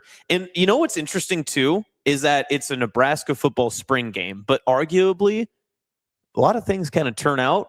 Could be one of the bigger Nebraska athletics weekends we've had in some time. Yeah, you probably wouldn't think about it for the spring, right? Because typically it's volleyball football, right? Right. Volleyball football. And if you get a good non-conference matchup in November, it could be volleyball, football, basketball, whether men's or women's. I mean, you could have even said the exhibition against BYU for Nebraska. Sure. You could have thrown all that together. Let's be 100% honest. At the time when BYU is making kind of tongue-in-cheek jokes about, well, maybe I'll take Rink Mast over AJ DeBonsa and things like that. Who at the time legitimately thought Nebraska would be playing further into March than AJ DeBonsa and BYU? It's a great question. Right? You're absolutely right. I get they had the injury with Richie Saunders, which matters a lot. And, and it turned into a lot of the, what did Tim call it? The get his ass offense or whatever it was. So it turned into a thing that they probably weren't anticipating at the beginning of the season, but that's kind of how basketball works. That's how seasons work, is things come up that you're not anticipating. But I don't know, even the most even the most optimistic Nebraska basketball fan, I don't think could have honestly told you they thought they'd be playing deeper into March than BYU when that game was over. Well, and Mike said it too, that, as the season progressed, the expectations got higher and higher. But this was something we talked about a little bit during our Hail Varsity postgame, which we're doing again, by the way. Saturday night, it's going to be a late one. I think I'm going to be coming from Lincoln, so I'll be on a cruiser. Don't you worry about me. But yeah, I thought it was interesting too, that immediately when we got off, it was something that we talked about kind of with the group of Hurrdat Sports people that were around us. It was just, how far can this team really go now? Because I like the Vanderbilt matchup. I really do. I don't think it's bad at all. I know that they provide some issues in terms of their athleticism, but like Mike said, they're not terribly big. I do think you can run your offense through rink mass pretty consistently.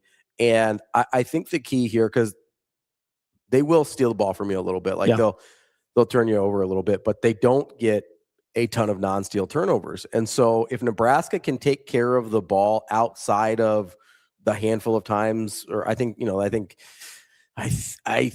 Vanderbilt averages like 8 steals a game, right? Which is pretty good nationally. If you can avoid turning the ball over much outside of that, if you can keep your total under like say 12, I think you're in pretty good shape there.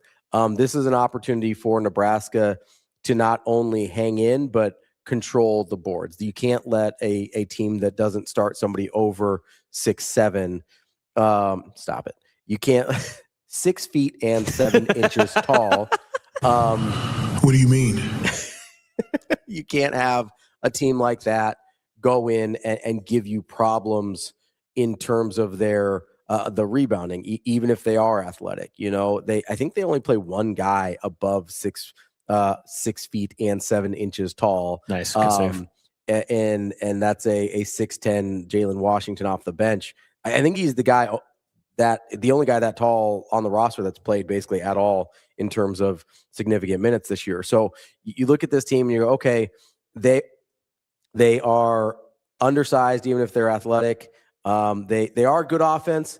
Defensively, outside of kind of the steals, they're not like 31's a good defense. That's not crazy. That's not something you look at and you go, oh, that's kind of something that gives me a ton of worries. Well, I think Nebraska is going to be able to kind of get a lot of places they want to offensively against this team. And I think exactly what you just said there. One thing that there were parts of McNeese State that I was like, okay, some of this is like a little bit applicable, what you can say, but Nebraska's passing is so much better than what Vanderbilt saw in their first game for the tournament. If Nebraska replicates what they did, passing, especially interior wise, because some of those, when they're playing well, it's exactly better. Yes. When they're not playing well, it gets a little sticky. I'm basically going off the 1 game sample size of tournament games. Yeah, just right. But like, there were some of those cuts too, where like Price had one where he was in the corner, obviously was on fire, pumped, drove baseline, passed it back on a bounce, almost no look to Rink in the middle, inside of the lane, and then was able to lay it up and get it to go. Those type of passes when you've got defenders that are just trying to figure you out. And Mike talked about it. You guys have talked about it before throughout the year too. Offense is hard to be able to justify when you're not being able to hold them back with Big Ten officiating, right? So it's going to be interesting to see how Vanderbilt has to react in time during the game and make their adjustments as it goes on. I think that's like a very, very intriguing point about this. Now, there's different variations and versions of this game. One thing that I really like about this is that it happens so quickly after what Nebraska just did. We don't have this 4-day stand of Nebraska fans getting nervous. I shouldn't even say Nebraska fans. I should just say, national narratives like appearing and popping up, being like, oh, well, Nebraska, you should be worried about this, all that stuff. You saw it before Troy, where people like Troy became kind of one of the popular upset picks, and it's for absolutely no reason at all. Anybody that was picking Troy yesterday was doing it for one of 2 reasons. One, they had not seen a single second of Troy basketball. Or 2, they were just assuming because it's Nebraska, they would lose. Yeah, and Nebraska gave them the Sun Belt instead. That's what they did. The Sun Belt to ass. They sure did. The SBTA. We should have that. We should have made that. Get a wrestling belt. Of course, David's off this weekend. Come on, he's our meme guy. I think I think it's good that Nebraska not only for the narratives part of this, but also for like momentum's a real thing in basketball. Yes. When you're playing well, you want to keep playing. You know, we see that in the regular season sometimes where you have kind of your quote unquote bye week where you've got 6 days off between a game. Sometimes that's great when you're not playing well or you're not healthy and you want to keep going and you need to kind of get right. But sometimes you're playing well and you hate seeing that stretch coming. You want to play every couple days. You want to be on it. And, you know, we've said this, whether it's offensively or defensively, I do think Nebraska is a challenging team, not only to scout on short notice, but also to play for the first time. To play Nebraska for the first time is just kind of a different experience. We've seen that all year. And the teams that outside of Michigan, who is a number 1 seed, the teams that saw Nebraska for the very first time tended to struggle with them, right? Yeah. Illinois gets them the second time. Purdue got them the first and second time. But by that point, Purdue is genuinely just physically a bad matchup for Nebraska in the way they do things. And I just Frager was out for that. That was during the end of the Frager heater run too, I believe. I believe so. Okay. Yeah. So Mass, I believe, was out for the first 2 losses, and then Frager was out for the first 3. So, you know, you're kind of dealing with a team that's not totally healthy in that stretch. I do think some of the things that if you want to talk about matchups and things that give Nebraska trouble or couldn't give Nebraska trouble, I do think you can learn some from those matchups there, but I don't think Vandy brings a bunch of those things to the table. We saw, I would say, in terms of athleticism, if you're talking about a Big Ten team, it's probably Michigan State in terms of the best. Who's your fears comp? Not style, just athletic. Okay, I see. Just from an athletic profile. Yeah. For Vanderbilt, I mean, their point guards play very differently. But I think from athletic profile, and Nebraska did okay with that. Yeah. Michigan State, for being athletic and frankly bigger than Vanderbilt, isn't hyper physical the way like Clough is for Purdue. And so I don't think it's a bad matchup. The athleticism part of this I don't think this is Texas A&M 2 years ago where Nebraska's so unathletic that by itself can kill them, right? Also, let's not forget that Texas A&M just shot the lights out of the ball that day, in addition to kind of bullying them with athleticism. I don't think Nebraska's in a spot where that's as easy to do, and I think that's going to be a challenge for Vanderbilt, especially with Nebraska and the things that they do well. Like I genuinely think Rink Mass can kind of eat a little bit, whether it's actually scoring, which I think is something that's definitely on the table. I like that they got some post touches into him and he got some shots up early, or distributing the ball. You know, if he ends up with 7 assists again, like if you give me one number and you say Rink Mass has 7+ assists, I feel pretty good about Nebraska winning that game. Oh yeah. Like just full stop. For what it's worth, Ken Palm has it as a 1-point game. So this is true coin flip. Yeah. Right up the alley. Like true and coin flip. It's taking it as a neutral site game as well. Yes, which is not going to be accurate. It's not. And also, here's the other thing, and this isn't our audience that's listening, unless there's a bunch of Vanderbilt pilled people in here, just being sickos or whatever. But all of the moaning and complaining about, it's not a true neutral site game. The game is still 7 hours away. Nebraska fans chose to go. Yeah. Like, it's not their fault that they chose to drive and spend their money, right? Yeah. Like, same problem with Vanderbilt. They can complain about it. Oh, it's not a true home game. So what? If it's in Portland, if it's on the moon, they're going to find a way to go out there. Like, they're not worried about it. That was kind of my thing last week with the selection show and process. Everything is like, Nebraska fans are going to find a way to get there. Yeah. Yes. Are there going to be more this weekend because it is a very drivable distance? Sure. But they were going to fly to Tampa. They were going to fly to Portland. They were going to fly to Buffalo. Nebraska fans were going to find a way to watch this team play basketball and to get their first NCAA tournament win. I had zero questions about that. So that's that was the thing to me. And I do think, though, we might be, if they had 10 yesterday, we might be looking at 15,000 Nebraska fans. Oh, yeah. I mean, it's going to be absolutely insane. They better put in standing room and restock the alcohol. I was going to say, restock. The bars in Oklahoma City. I hate to see Nebraska fans coming. Ain't a Busch Light left to drink out there after Saturday. That's Austin. I'm Ravi.